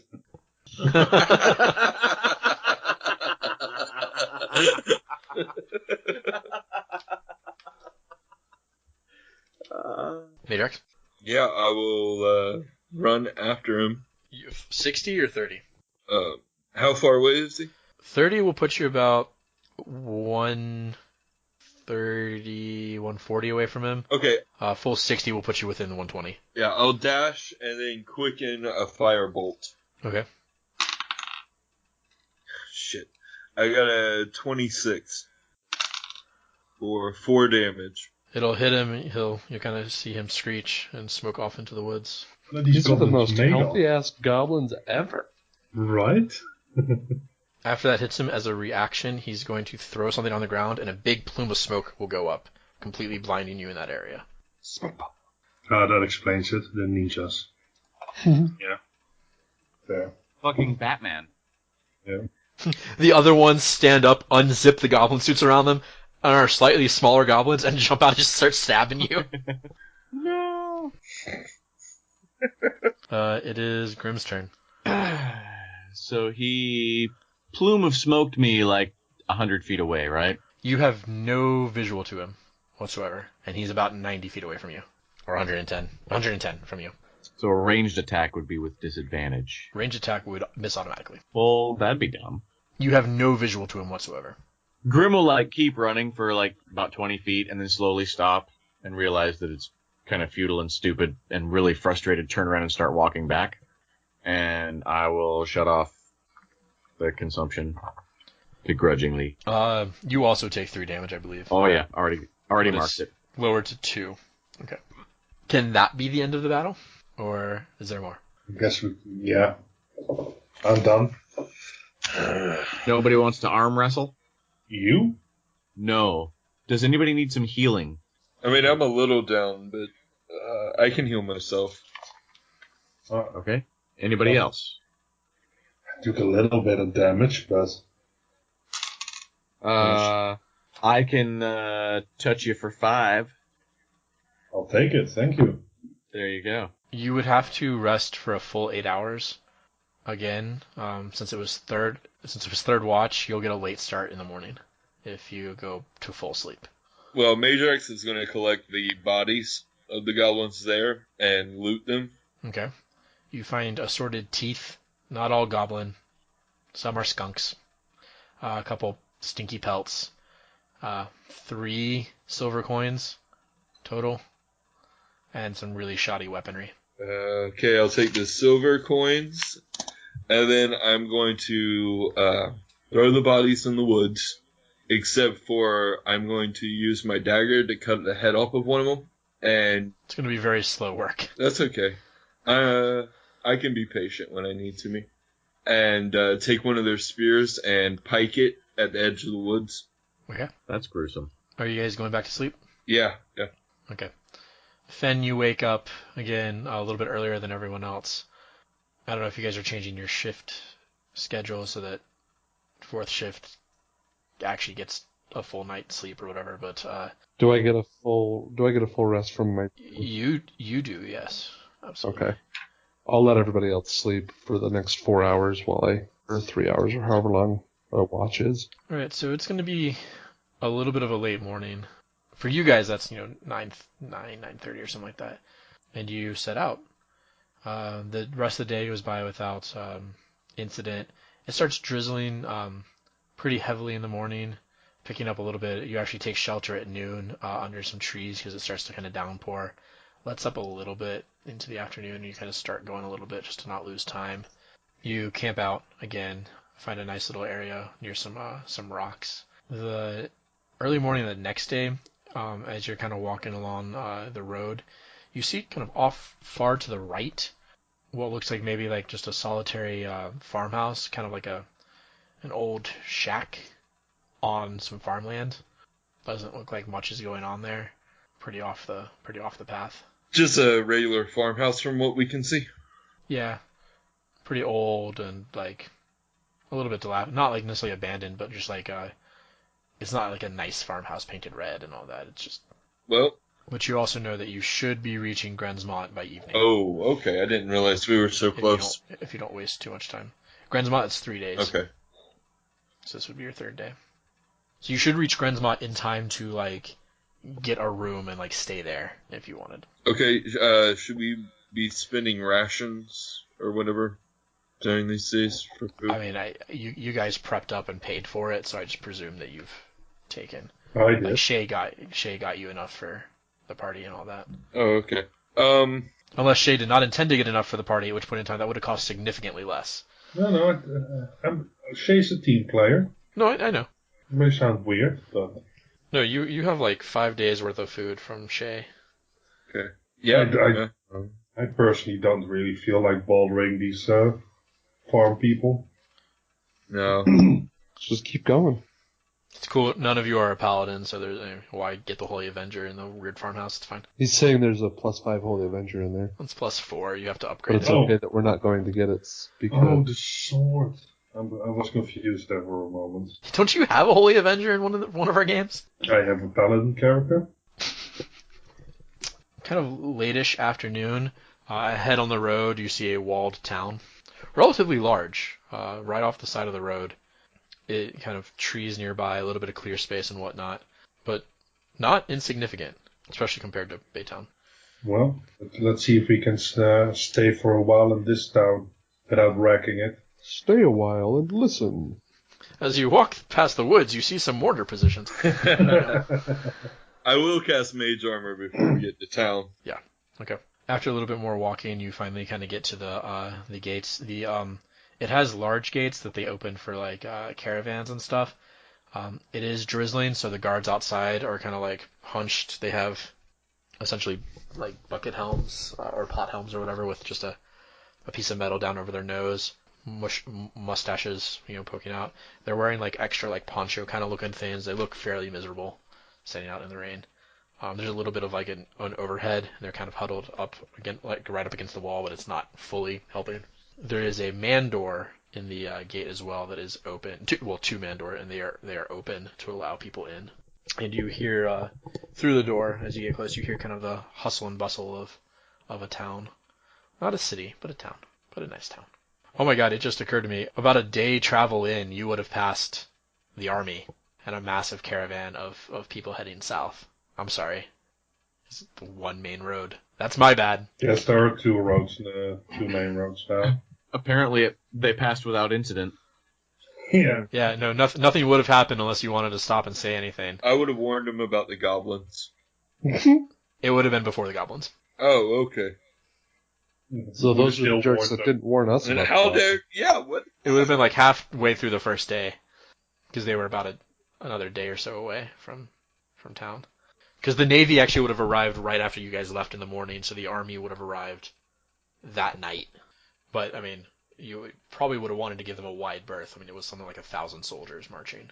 I would have, of course, as they pass, hi, I'm Meidrax Sixmonus with the Jeweler's Guild of House of Labara. You would have pretty much been ignored. Yeah. Oh god, you would have done that 1,000 times. Probably like 50. Every time he gets to the end, he just looks at the next person, and as soon as they're out of sight, he just continues to the next person. Yeah, as soon as the monologue is over, I just restart it until they're all gone. Probably some of the officers or whatever riding past would have been like, "Make way!" Okay. Sorry, I completely just spaced on that. I'm sorry, guys. It's okay. Okay, so you make it to this town. These guards look miserable. They don't look like military. They look like town guards. Hi, I'm Meidrax Sixmonus with the Jeweler's Guild of House Labara. If you need any jewelry crafting, jewelry repair... The one stops you and spits on the ground and says, "You can ply your trades inside." Okay. But if you need any jewelry crafting, jewelry repair, or gem cutting, please let me know. If I could afford jewelry, I wouldn't be out here in the rain. You don't have any jewelry at all? He looks at the other guy across the way and says, "Look, do you want to enter the town or do you want to stand here? Because we can start charging you toll." No, I'm Shae going to walks go... past. Have a nice day. Yeah, if you don't have any jewelry, I'm going to go into town. This is why we have tariffs. As you enter the town, you see that just a little bit past the wall. The wall's reasonably thick and reinforced and all that. Stone? It is stone. Okay. Which is a little bit weird. The inside is a pretty thriving, nice and colorful, weirdly little, medieval town. Lots of little wooden buildings with stuccoed sides and beams. You see a pretty prominent, what looks like a 2-story building, where the second story leans out over the first a little bit. Someone kind of walks out and stretches as he looks around in the rain, and as the door closes behind him, you hear a little bit of music playing, and then it shuts. You see down this kind of boulevard, not perfectly streets. I mean, it's not quite a circular city. It's more of a broken hexagon. It's kind of like someone had a perfect hexagon wall and dropped it, and then was like, "Oh, let me just put that back." It was a little off. Then, so the streets aren't perfect, and but there's kind of a main boulevard and some streets off of that and some buildings around a little town center with a well and some other things. Mostly people aren't out because it's still drizzling, but you see signs hanging out from certain buildings, and they have images painted on them. Rather nice. It looks like this place does some business. Unlike Baytown, where it was mostly just focused on people passing through, this is a stopping point where people come and do. This is your typical nice little town.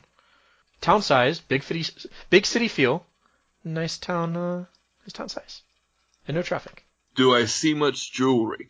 It pops up and it says, "Welcome to Grand's Mod. We have no jewelry."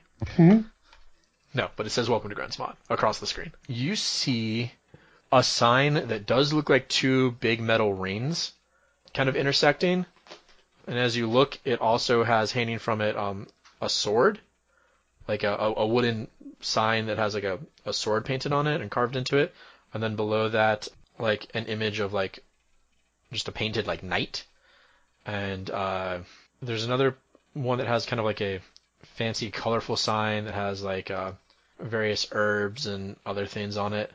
You can't make out what the signs say from here. That's just kind of what you can see on the picture. You don't see anything that says jewelry or necessarily looks like jewelry per se. Do we see any inns or taverns? Well, you think that maybe the one on the left where the music was coming out of might be a tavern. What do y'all think? I know I could use a drink or 2 or 5. Some real food wouldn't be bad. True. You know I have a cooking kit, but I am fucking terrible at cooking. I assume it's survival to cook. After 3 days on the road, we know this. It is. I have a full kitchen. I'm not great at it either. It's fine. I mean, Meidrax eats most meat raw, anyway.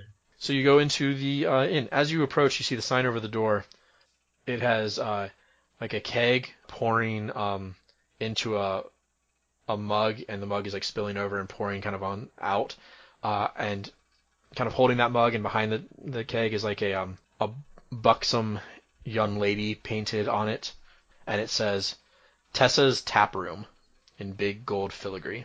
Phen will go on in. Yeah. All right. As you enter, it is a fairly lively tap room. What time of day is it? It's like 6. Oh, okay. There's a lot of traveling types, some people who are dressed a little bit finer, some people who are dressed more kind of peasantry. There is a minstrel playing up on a stage. You do see a couple potential, well, here they wouldn't be guild members, some potential companions for your time and money. This is an Altaran establishment, so they would not be Guild of Roses members, as they would be in Darum. Up on there's a mezzanine, and you see that it looks to be rooms off. So you think the second story that slightly overhangs the rest of it are living, or it is an inn. There is a bar against the back wall. There are some tables set up. It is not as big and open as the Brass and Barley was, but it is more lively for sure. I'll go up to the bar and say, hello. I'm Meidrax Sexmanus with the Jewelers Guild of House Labara. The bartender will, he's fairly well dressed, kind of in your classic, like, he kind of looks like the dude from the Tales of the Yawning Portal cover, you know? But he's got just neatly trimmed facial hair, older gentleman. He's got, like, his sleeves tied up a little bit. He's wearing a nicely materialed, like, a silk vest with, like, nice patterns on it. His mustache is kind of greased and curled. Any rings or necklaces? He is not wearing any rings. You cannot tell if he's wearing a necklace. Okay. But he does have an earring, a stud earring in each ear with a small blue stone. And he says, "Welcome to Tessa's. What can I get for you?" And he leans across the bar. Well, my companions and I are new to town. I was hoping we could get a couple of pitchers and glasses and a free table. In Tessa's, all tables are free. Let me pour you up a couple glasses of ale. He starts getting it ready and says, "You travel in from the road?" Yes. Does he have free rooms as well? "I'm sorry, here at Tessa's the rooms do cost you, but they are the nicest in town." And he sets 4 ales on the table, and he says, "That'll be 4 copper each, please." I'll pay for it. So however you want to do the math on that. I drop a silver. Is not enough to pay for it. Oh, 4 each. Okay. Yes. So 1.2 copper. Or 1.2 silver. I'll put 2 silver down. He will start reaching for change, and he'll put... No, it's a tip. He'll once you kind of make it known to him, he scoops it up and says... Oh, no, Meidrax says, no, that's a tip. Oh, okay. Sorry. The man will say, "Well, thank you kindly, sir. Would you like to have a seat here at the bar, or take one of those tables over there?" A table. "Would you like me to send someone around with some food offerings?" Yes. "Very good, then." He nods to each of you in turn if you make eye contact to him. What kind of populace is this? I'm sorry, what do you mean? I assume it's mostly human, but, like... It is mostly human. Give me a perception check. My favorite. 11. All right, you see there are 2 gnomes at the bar. There is they seem to be drinking and having a good time. One of the girls leaning over the railing upstairs is an orc woman. I'm sorry, I am making notes as we go, just to be so I don't forget what things happened. Where you see what appears to be 2 elves in the corner. They're not the same elves from... What are the kind of races? A-Town, are they? Give me an intelligence check. Crit 20. They are the same 2 moon elves with their dark kind of bluish hair and their kind of blue tinted skin. A man and a woman. I'll nod to them if they meet my eye. They do not. Yeah, okay. I was gonna say they're not looking the same way as you. They're kind of just enjoying. They seem to be enjoying the minstrel. So what's the plan, guys? Do we want to rent rooms here, by the way? This seems like a pretty expensive place. 4 copper, just so you know, is the going rate for ale. Oh. For a mug. This place doesn't seem so bad. As you guys kind of get into it, you're drinking your ale, you're watching the minstrel, kind of looking around. From behind you, you hear a woman's voice say, "Welcome to Tessa's. Can I interest you in anything to eat?" And kind of as you turn, the hand kind of unfurls into just kind of a general motion, like, "Oh, welcome," is jet black, like obsidian, or like jet, because jet is a thane that is very black. Hence, it doesn't matter why. Let me get to the right page here. Oh, I have that note elsewhere. As you kind of look up, because you see what appears to be an elf in a beautiful, like, evening gown. Not like red carpet, like Hollywood starlet type thing, but very nice, professional, like, well put together garb. Very, very expensive, very finely made.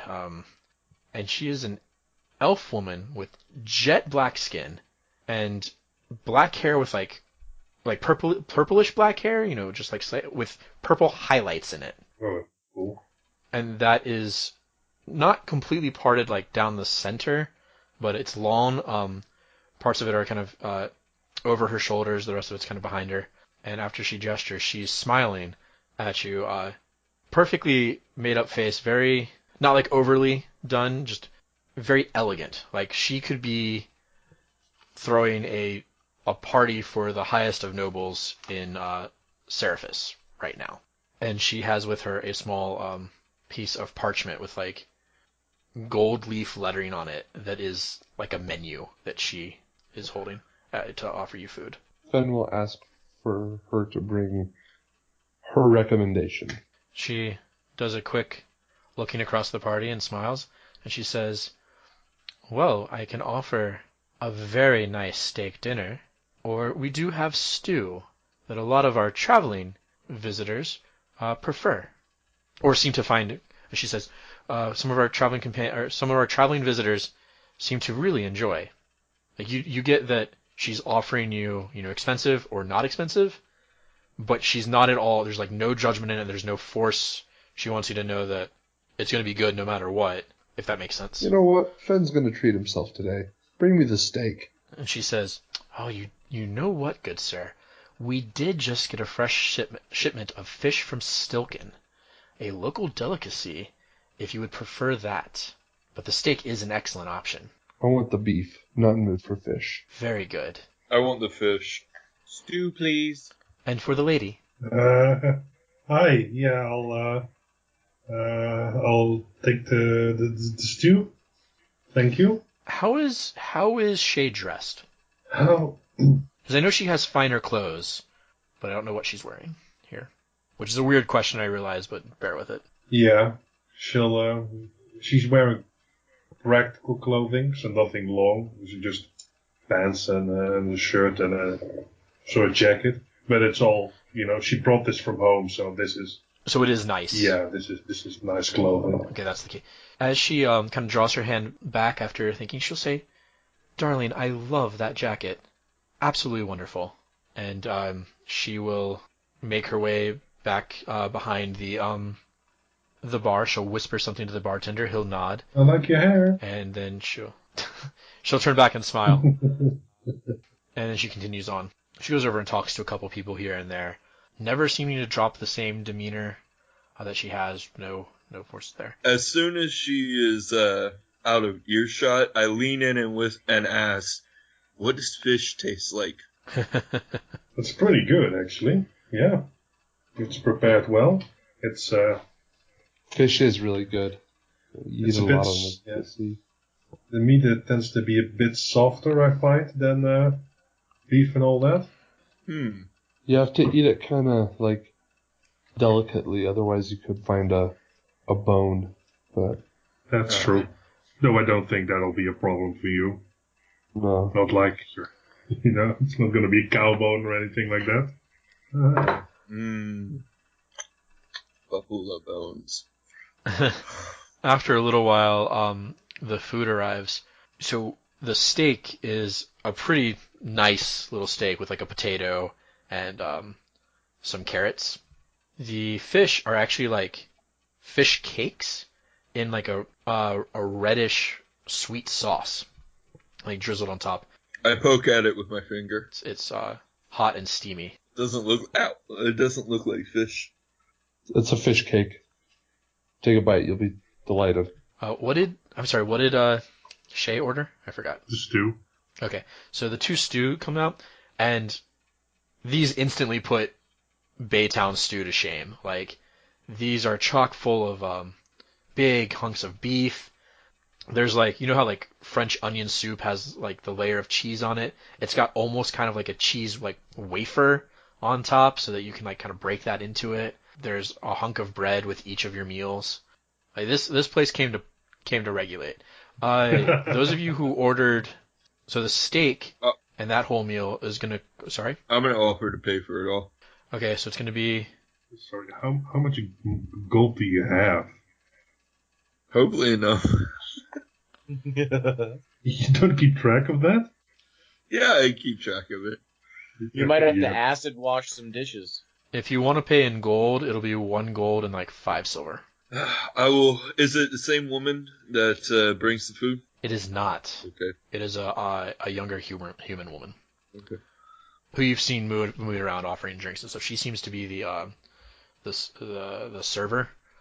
You do not know who the other woman was. Okay. I will. I'll give her 3 gold and tell her that we'll take another round of beer and to keep her eye out in case we need more. Wait. She will say, Do we really want to drink beer with food like this? What do you guys? Do you have wine? She says, she kind of looks at what you've handed her and she says, she cups it in her hand so that she's not being rude, looking at the amount, and she leans down at you and smiles and says, "We do. We have an excellent selection of wine. I can bring either a bottle for the table, I could bring some glasses for you, or if you would prefer, I could get a pitcher of our house wine." No, a bottle will be fine. Thank you. Okay. Phen will pipe up. Bring whatever's going to pair best with that fish for Meidrax. And she looks down at it and she thinks for a second. Probably a nice red. Do you drink red wine with fish? It's a question for Adam. I don't. I don't drink wine at all or eat fish, so. No, I'll say I'm good with beer. So your three coins are going to get you pretty, because like, just for the record, a gallon of ale is like 2 silver. Yeah. Like if you want to get slightly nicer ale, then that's different. No, Because that would be like your pitcher of Bud Light or whatever. I'm dropping the coin to make sure people remember us here. No, I know. You'll get a common pitcher of wine is 2 silver. I'm gonna say Who serves a pitcher of wine? anywhere that has a house wine from a barrel. Sangria. Just for the record, a fine bottle of wine, by the book, by these numbers, is 10 gold. I ain't paying That'll for protect it that. for you. No, I know. That's not what she's gonna bring you. The pitcher will do. But no, Let us see. So she kind of goes to the bartender and she hands him the coins and he looks over. He nods at her and he looks over at you and he kind of waves and he dips down and he grabs 2 mugs, a handful of glasses, and tucks a bottle of wine under his arm. And he comes over and he says, "An excellent choice for all of you, and I see that you have paired perfectly with our best food here. I am very glad you followed Tessa's, oh my god, what is it when suggestion, Tessa's suggestion and went for the steak, sir. I hope you are not displeased." And he sets down a wine glass in front of each of you, and he sets down the mug of beer in front of Meidrax, and he, looking at Meidrax, he pulls the cork out of the wine, pours very little bit into the glass and hands it to you. He says, "Is this to your liking, sir?" I gulp it down and cough a little. It tastes fruity, but has like a slight burn to it, like a weird dry burn to it. I don't know if Meidrax has had wine before. It tastes like fruity, cheapish wine. Probably only like at like the annual meeting for the guild. Yeah. That's that's fine. This is very good, and he starts to pour a true pour for everyone, and then he asks Meidrax, "Do you want another glass?" I'm okay for now. You can. He did bring you the ale, but Yeah, I'm fine with the ale for now. While he's pouring it, I want to casually try to ask him, what sort of temples do you have in town? he says, "Well, Grensmott only has 2 shrines of worship. One that serves Jek the Maker, and one that serves Farrell the Protector. Oh, okay. Well, thank you. And real quick, and I try to whisper as best as Meidrax can. Yeah. And he'll say, "How long have those two?" And I'll point to the Moon Elves. How long have they been in town? He thinks for a moment, pulling the bottle close to himself while he recorks it, and says, "I want to say they've been staying here for 3 days." So Jason does not remember when you saw them, but let's presume they left the next day. Okay, that would be, like 3 days of travel. And then 5 days for us, I think. Sounds about rightish. I've been trying to keep track. I was, and then I stopped. It's too much to track in this game. Yeah, so he's like, they've been with us for maybe about two days, now that I think about it. Mm. And he sets the bottle on the center of the table, and he says, "Can I get anyone anything else?" How much are the rooms? We have a couple different rooms, sir. Our lowest rooms start at 5 silver, and we can get you all the way up to 2 gold a night. And I assure you, you will get everything you pay for with those. I look at Grim and ask, what type of room would you like? Inexpensive. Okay, well, I will give him a gold and tell him to book 2 of the cheaper rooms. Okay, 2 modest rooms is 1 gold. And he takes the gold from you and says, Really, it's a place to sleep. We won't be doing much else. He says, "I will inform Miss Tessa immediately. Thank you very kindly." And he walks away. Yeah, that was for the religious study I'm supposed to be getting. Yeah, the food is very good for what is relatively small town. This place did it up right. It is Meidrax tasty will- ass stew. Meidrax will order a steak once he finishes the fish. All right, that'll be another 5 silver. Extra rare. Yeah. Unless you want to take it out of the original and just kind of cut back on the drinks you've been getting, but you're close to the limit of what you've. No, that's fine. I drop another gold. Okay. You note that when your food comes, there's a little bit more on the plate than what Phen got. I offer him any of the carrots or potato. It's brought out by the same younger woman, the human woman. And then you see after she drops it off, make sure that no one needs anything, she kind of goes to some of the other tables. There are another 2 women serving around the bar, and there's also 2 men serving around the bar as well. They're all dressed fairly well. They're not dressed as nicely as the one elf with the black skin, but they are well dressed. I want to ask that server, what is there to do in this town? Is there any sort of entertainment? Well, sir, as you see, we have a wonderful minstrel traveling through. We get them quite often. He's okay. Occasionally there will be other shows such as that. There's not, I would say, a lot to do. There is a small theater company that comes through every once in a while. I don't believe they're due for another few days. Well, thank you very much. And she starts to step away, and she does say, although some of our shops here in town are quite lovely, I hear that they are the best in this whole region. A lot of handmade Altaran goods. Any good jewelry shops? She says, if you want jewelry... I look at him like, what? I wink at Meidrax. I'm sure the metal workers at Gren's Goods might know a thing or two about jewelry. And then maybe Minerva carries some things. She has some very interesting things in her shop, I tell you. Minerva? Minerva. She owns... Like the goddess? Yeah. She owns Minerva's Menagerie, right down the street. You'll notice the sign has various herbs and other concoctions.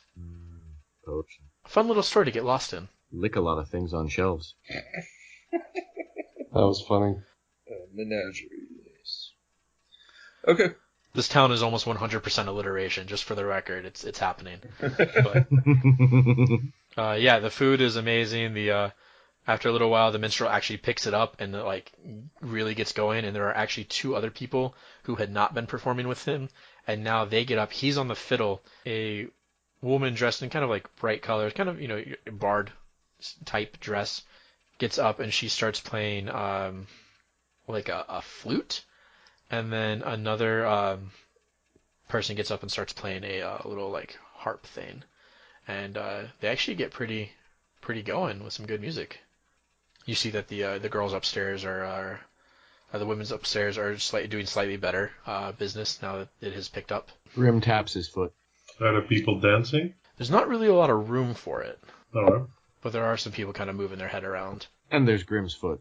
You see that the two elves near the stage, one of them kind of laughs at the other, laughs about something, so they look like they're having a pretty good time. The two gnomes at the bar seem to be getting drunk and being rather merry. So yeah, just a nice atmosphere, especially considering what the last few days have been like for you. It is quite the nice change. I like it here. And then you hear, no, It's a duck. Was that a boat I saw? Nah, never mind. what would you like to do? Phen's gonna eat and just kind of hang around. Maybe go BS with some folks. Just stretch his legs a little bit. Enjoy not getting in a fight. Mm-hmm. Anyone else? What time is it? Ish. Probably around like 8 o'clock now. Oh, that's getting close to Grim's bedtime. Yeah, I'm just. I think I'm just gonna sit here and do some people watching. Is the that lady with the nice hair still mingling? Yes, she mostly seems to disappear kind of into the back for a while, and then she'll come out and kind of talk to someone, and then see to a couple other people. After a little while, she comes over back towards your table, and as you kind of notice her, you realize she's coming towards you guys, and she kind of clasps her hands and says, "Now, how was the meal?" Oh, it was wonderful. Thank you. Of course. It's absolutely my pleasure. It was almost as good as eating a heart in the wild. Connell just kind of like, the fuck did you just say? She kind of laughs a little bit, and she says, "Well, I'm very proud to hear that. Now, I understand that you are to be staying with us for the evening." Yes. And she produces 2 keys. Just kind of like folds her hand over and just like sleight of hand, is holding 2 keys between her fingers. Meidrax very obviously takes them. And she says, "We will have staff down here all night, although the kitchen will be closing at midnight. Drinks are available whenever you wish. And if you should need anything else, do not hesitate to ask." There's a sending stone in your room. Just pick it up and ask for service. It's shaped like a 0. I don't know why. Can I ask, are you the owner of this establishment? She kind of perks up a little bit and straightens up and stands and looks with a big smile on her face, and she says, "I am Ortessa Shaldanar, and yes, I am Tessa of Tessa's Tap House." And she kind of raises her hands up and gestures around. What, that's something. Shaldanar. Sheldon. Does she have jewelry on? Yes, she does. She has very, very fine jewelry on. I give her the spiel. If you ever need anything repaired, crafted, or any gems cut, I am very well trained at the House Labara Jewelers Guild in Darun. She puts one perfectly manicured finger to her deep lipstick and says, she kind of thinks for a second and says, "I don't believe I need anything repaired right now, although I am always on the lookout for a new piece that catches my eye. Do you have any wares with you?" No. Too bad. Aw. Perhaps if you find the time while you are here and make anything, please let me know. I would be more than happy to look and see if anything catches my fancy. Would you know of any forges in town that rent time? Lease time, I should say. Gren's Goods. Not only are they some of the finest smiths in all of Altara, but they do in fact have an area for visitors to use. Wonderful. Thank you very much. And she said, "Oh, and they also do offer materials at a very, very competitive price, I believe." I do want to note that this is not a drow. There are no drow in this world. She's just a dark-skinned elf. She is a particular type of elf, yes. She's not just like how humans range from skin colors. She is a particular type of elf that has jet black skin. I will accept history checks. Okay. I got a 13 on history. Anyone else who also might be curious? Or Ken got a 10. 21. I was actually going to give you advantage, but you do not need it. She is a Shadowborn elf. Shadowborn. She is not of this plane.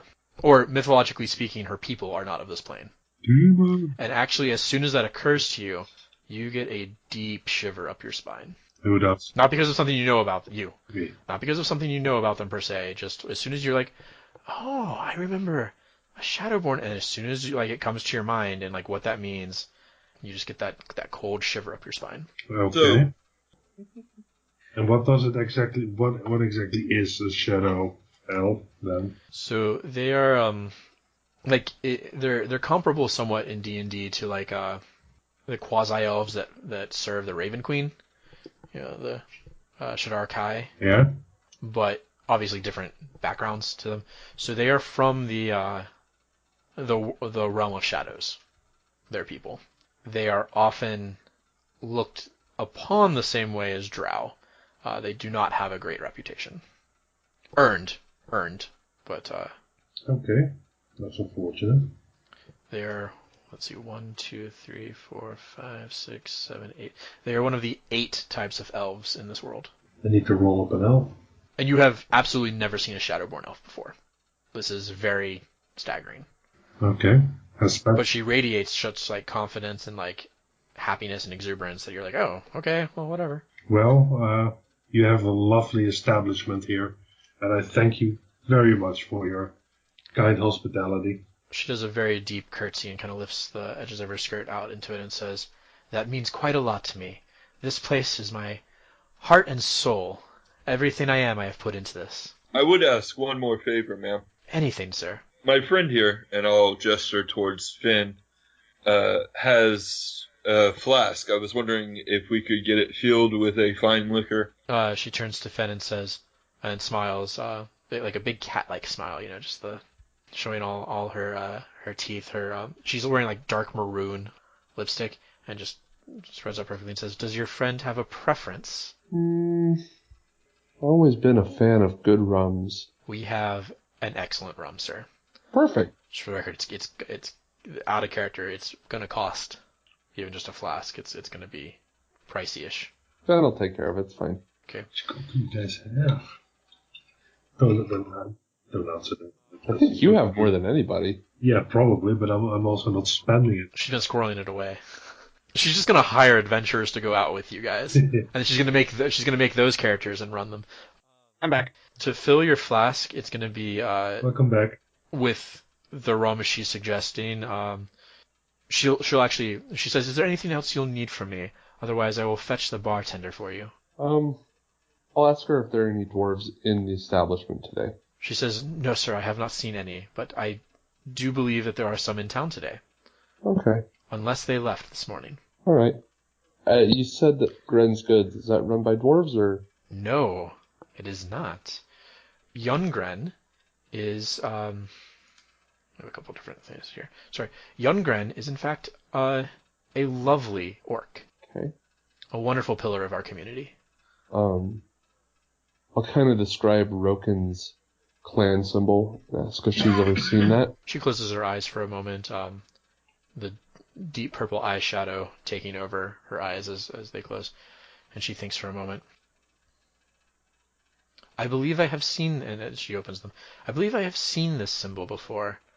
It would be one of the clans that lives to the north. I do not recall their name. I apologize for that. However, I do believe they are a king's clan. I do believe they live in the kingdom. Living in the kingdom? What do you mean by that? They do not have a clan holding outside of the dwarven kingdom to the north. Oh, They are part of that hold. right. All right, thank you. The ways of dwarves are still somewhat of a mystery to me. And she'll kind of nod and bow and walk over and whisper something to the bartender, and he nods and comes over quickly and says, well, actually, she would have taken the flask, and he'll come back with the flask filled up and hand it to you, and says, finest rum in town, and a steal at 2 gold. Shit. Yeah. I give him 2. I'll pay it. I imagine Meidrax actually drank the majority of what you had left in the flask. So while Meidrax is paying, Phen is going to try and pick 2 gold into his pouch. Put pocketing. Yeah, put pocket. Yeah. Sleight of hand. It's an 18. Perception check from Meidrax. No. Okay. So, Meidrax, you can add 2 gold back in. Taken care of. Although technically you don't know where it is. But you'll find it eventually. If you take even like a sniff now, it smells like beautifully sweet, like coconut infused, like spiced rum. Like I don't know how to, like it's just perfect rum. Made from cane sugar that they got from somewhere that I will have to think about later. I like it. Cane sugar actually probably comes from Kassan. Kassan is probably known for its rum, I would think. So, Phen, Mm-hmm. when you were telling the story to Yuri and the other one the other night, you had mentioned something about a holy symbol of Feral saving you all or helping you in some way? With the mummies? The mummy, yeah. He air quotes mummy, of course. Yeah. And that is accurate. It was a holy symbol of Feral. And, of course, Grimm knows that Feral is the protector counterpart to Valrie, and in fact, in most mythos, including his, she is his sister. It might be worth it tomorrow to perhaps stop by that shrine and perhaps tell the story to their priests. Well, I mean, we could. I'd rather get going north to the Dwarven lands, but... You don't want to find out if there's anything to do here? Any jobs we might be able to take? Any information we can learn? Well, I kind of want to get this letter to Broken's beloved. I understand. But I'm good to do whatever you guys want to do, but that's what I want to do. Well, if we're going to keep spending like this, then we might have to take a job or 2 on the way. Well, Meidrax might, but... It's true.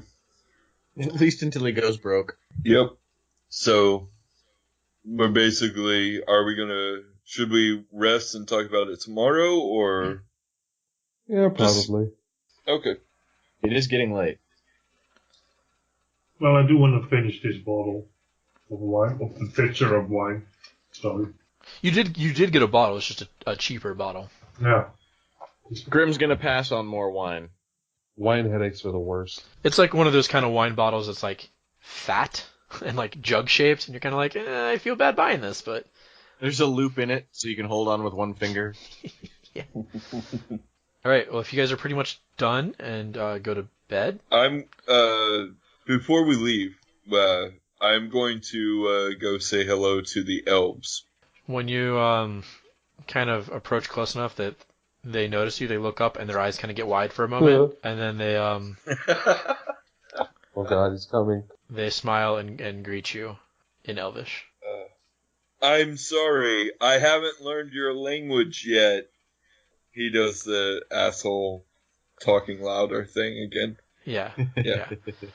They smile and nod and say, the woman looks at the man and says, and then turns back to you and says, "It is fine. Do not worry. It's good to see you again."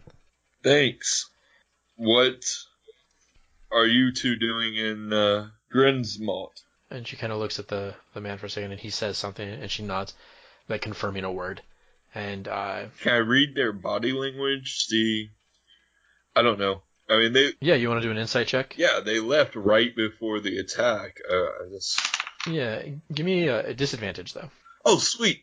I rolled 2 13, so that is 14. Yeah, you think she's just struggling to tell you what she's thinking, and she's just confirming words with him, like because she repeats the same. She'll think about it for a second and then say something, and then look at him and go, "Wait, was that the word?" And he'll nod, yeah, and repeat it back to her, and she'll say it to you. So they don't seem. She says, We are traveling north and west to the capital. We wish to see the cathedral there. But we like Grensmont, and we decided to stay for a time. Well, my companions and I imagine, will eventually head to the capital, and I would very much like to see the cathedral as well. When do you plan to leave town? We do not mean to stay more than a day, but we think we might be 2 weeks or more. That fun of a town. There are many things we like to see. And they say theater? Performers will be back. Well, I wish you well and have fun. But it is getting late, and I am to retire. She nods and kind of waves, and she says something in Elvish that sounds like a send-off. Okay. Maybe something like, like safe travels or something like that. Okay. I do not go to sleep. I sneak out of the inn, and Okay. The inn is still happening. Like, the music has stopped, but there's still a bartender serving some people. The women, the professionals on the balcony, they will, when they see you coming back out, they will think that perhaps their trade is to be plied. They are, unfortunately, a little bit tarted up, as is the way of their profession in a town like this. So it's not dead and quiet. There are still things happening here, but it is very much lesser if you're kind of out in like the 2 a.m. or something like that. okay, I will. I'll say I'm sorry that I'm not interested. As you head downstairs and towards, are you leaving the inn or the bar rather? I don't know.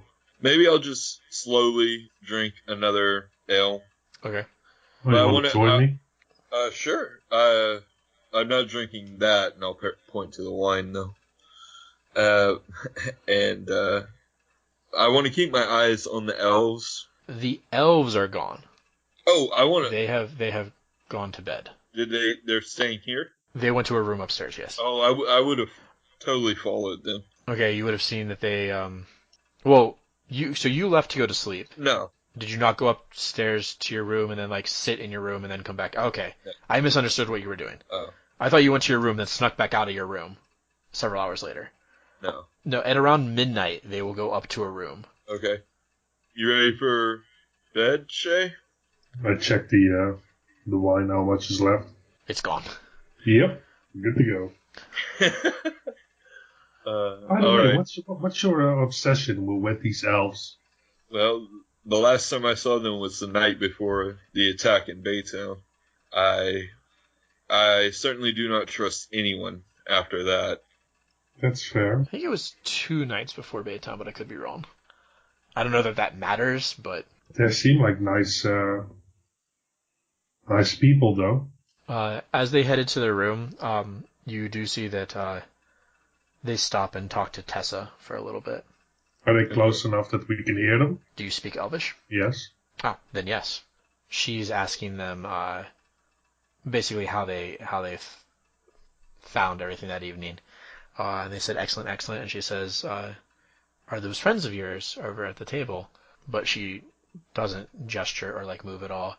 And they say, "We met them in Baytown, or they don't say Baytown, but in the town to the south.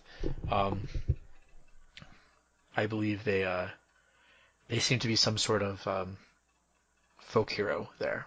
And Tessa says, "Oh, that is very interesting." They have slightly different accents. Tessa has almost like a wispiness or like a smokiness to her Elvish, almost like you say a word and like it starts to fade as the next word kind of goes through it, whereas the other two just speak Elvish with that is just straight Elvish. Nice. She says, "Well, I hope that you find everything comfortable. You have the best room in the entire inn. Please enjoy your evening." And she says, I will have fresh fruit sent to you in the morning. And the two nod and thank her, and they go upstairs. And then Tessa kind of turns back out to the room, and if she catches your eye, she'll smile big at you and nod, and then kind of continue to look around the room. What did they say, Shae? They were actually talking about us. Apparently our reputation is proceeding with them, with the elves. They're not too familiar with us, though. But they seem to be well off, considering they have the nicest room in the inn. Do you feel like some skullduggery? Depends on who's the target, I guess. On what that word means! Yeah, that's Sorry. it. No. I open my dictionary. Some shenanigans. Shenanigans. Yeah, I could be off for some shenanigans. What are the other two doing right now? Pretty sure Grim went to bed. Okay, Phen, who's muted? Or so in character, he's already asleep. Adam was asleep. No, Phen will kind of just hang out around the bar, just small talking to folks. I know you wanted to. Is there anyone in particular you wanted to talk to? Or is it really just like chatty chat? Just chatty. Okay. Nothing important. If there's something like interesting, maybe Phen would make a mental note of it, but You'd probably learn a little bit of the history of the town. okay. Yeah. Nothing. It's essentially, It was established as like a bastion for refugees that fled during the last war from the front, and they formed this place. And so it was founded, reinforced, and then populated by soldiers, as well as the refugees. So it's actually really well defended, and it has a strong history of like producing like armor and weapons and whatnot for people to protect themselves in this area. I will not necessarily like bring up the cult, but I'll drop hints and try to lead conversations that direction. I might need some examples of what that looks like. Or sounds like. So, I'll talk about the fight at Baytown and the crazy. That will get some shock. They do not know about that here. Yeah, I'm not afraid to share that information. No, I'm saying like that's their reaction. They're like, "Wait, what?" Yeah, and I'll talk about the chick that was flying around, blowing people up, killing innocents, not just military. And one of the people will kind of voice up at the bar. Looks more like a worker type, very blue collar dress and whatnot. And he'll say, "Damn wizards always were the bane of battle. It's a man with a sword you can deal with. Woman comes at you with a spear, knock her out, great. Eviscerate that, but a wizard, suddenly half your platoon's gone. All they had to do was say a couple words. It ain't right to leverage that kind of power. That's why old Gren started this town. That's why we're here. This far, no further." And a couple other people at the bar who look like just regular citizens kind of echo back the "this far, no further" line. Like that might be some kind of motto. Phen will ask about it. He says, "During the last war, this was the fallback point. The first soldiers to make it back to this point reinforced it, and they held the line against onslaught after onslaught after onslaught, taking in refugees as they could, turning away only those they could send safely up north. Anyone who couldn't make the journey stayed here and settled. We built the wall slow, we built the town fast, and ever since we have made sure that Altara will stay safe. So this is the line. This far, no further." Sounds like you take pride in your history. I like it. Slams his fist down on the table and says, "Damn right we do. Good. Everyone here, ex-soldier or current mercenary." And end of thought, sorry. I didn't really have anywhere to go with that. Okay, so you've kind of learned about the town. Grim is asleep. Meidrax and Shae. So, do you want to break into their room? Oh, absolutely not. No. Shenanigans is a weird word or a weird pronunciation of crimes. Yeah. You also asked for the wrong person. Yeah, I was Probably trying, asked the thief. I was trying to present it in a way that would not give Shae suspicion. I mean, they're in their room and they are elves, so I'm not sure what the end goal of breaking in would be. Break in, just see two people sitting on the edge of the bed, just meditating, eyes open. Sorry. Look, as far as I know, these two elves are nice people. They are moon elves, but I like this establishment. I like Ortessa. Let's not make a scene here. Okay. Don't worry. I'm sure we'll break into somebody's place soon enough. All right. I'm sure we will. Okay, So- Mom. Yeah, for real, right? Alright, so, yeah. Feels weird. Okay. And then I'll just pat him on the shoulder and try and get you up and so we can go to our rooms. Come on, let's go. New day Okay. tomorrow. I think I'm gonna have another drink.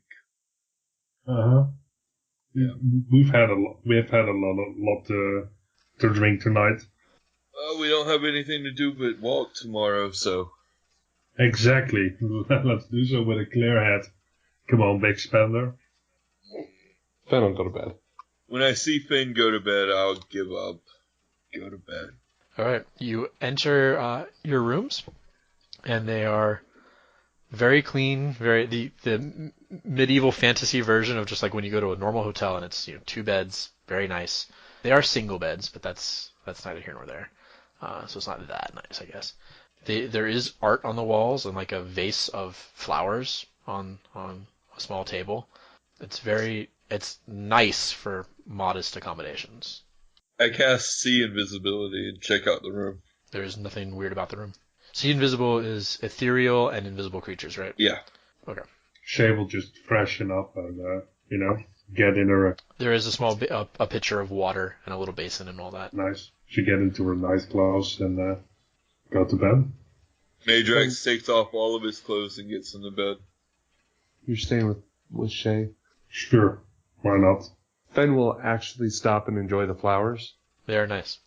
They're like a little bouquet of like wildflowers. Some that you haven't necessarily seen in this area, so that's confusing, but because they are fresh. Phen's gonna just take like a daisy or something and pull it out of the bouquet and pin it to his shirt or something like that. Sure. Cops break down the door. Thief. Sorry. The alarm starts going off. All right, and that is where we will end our session.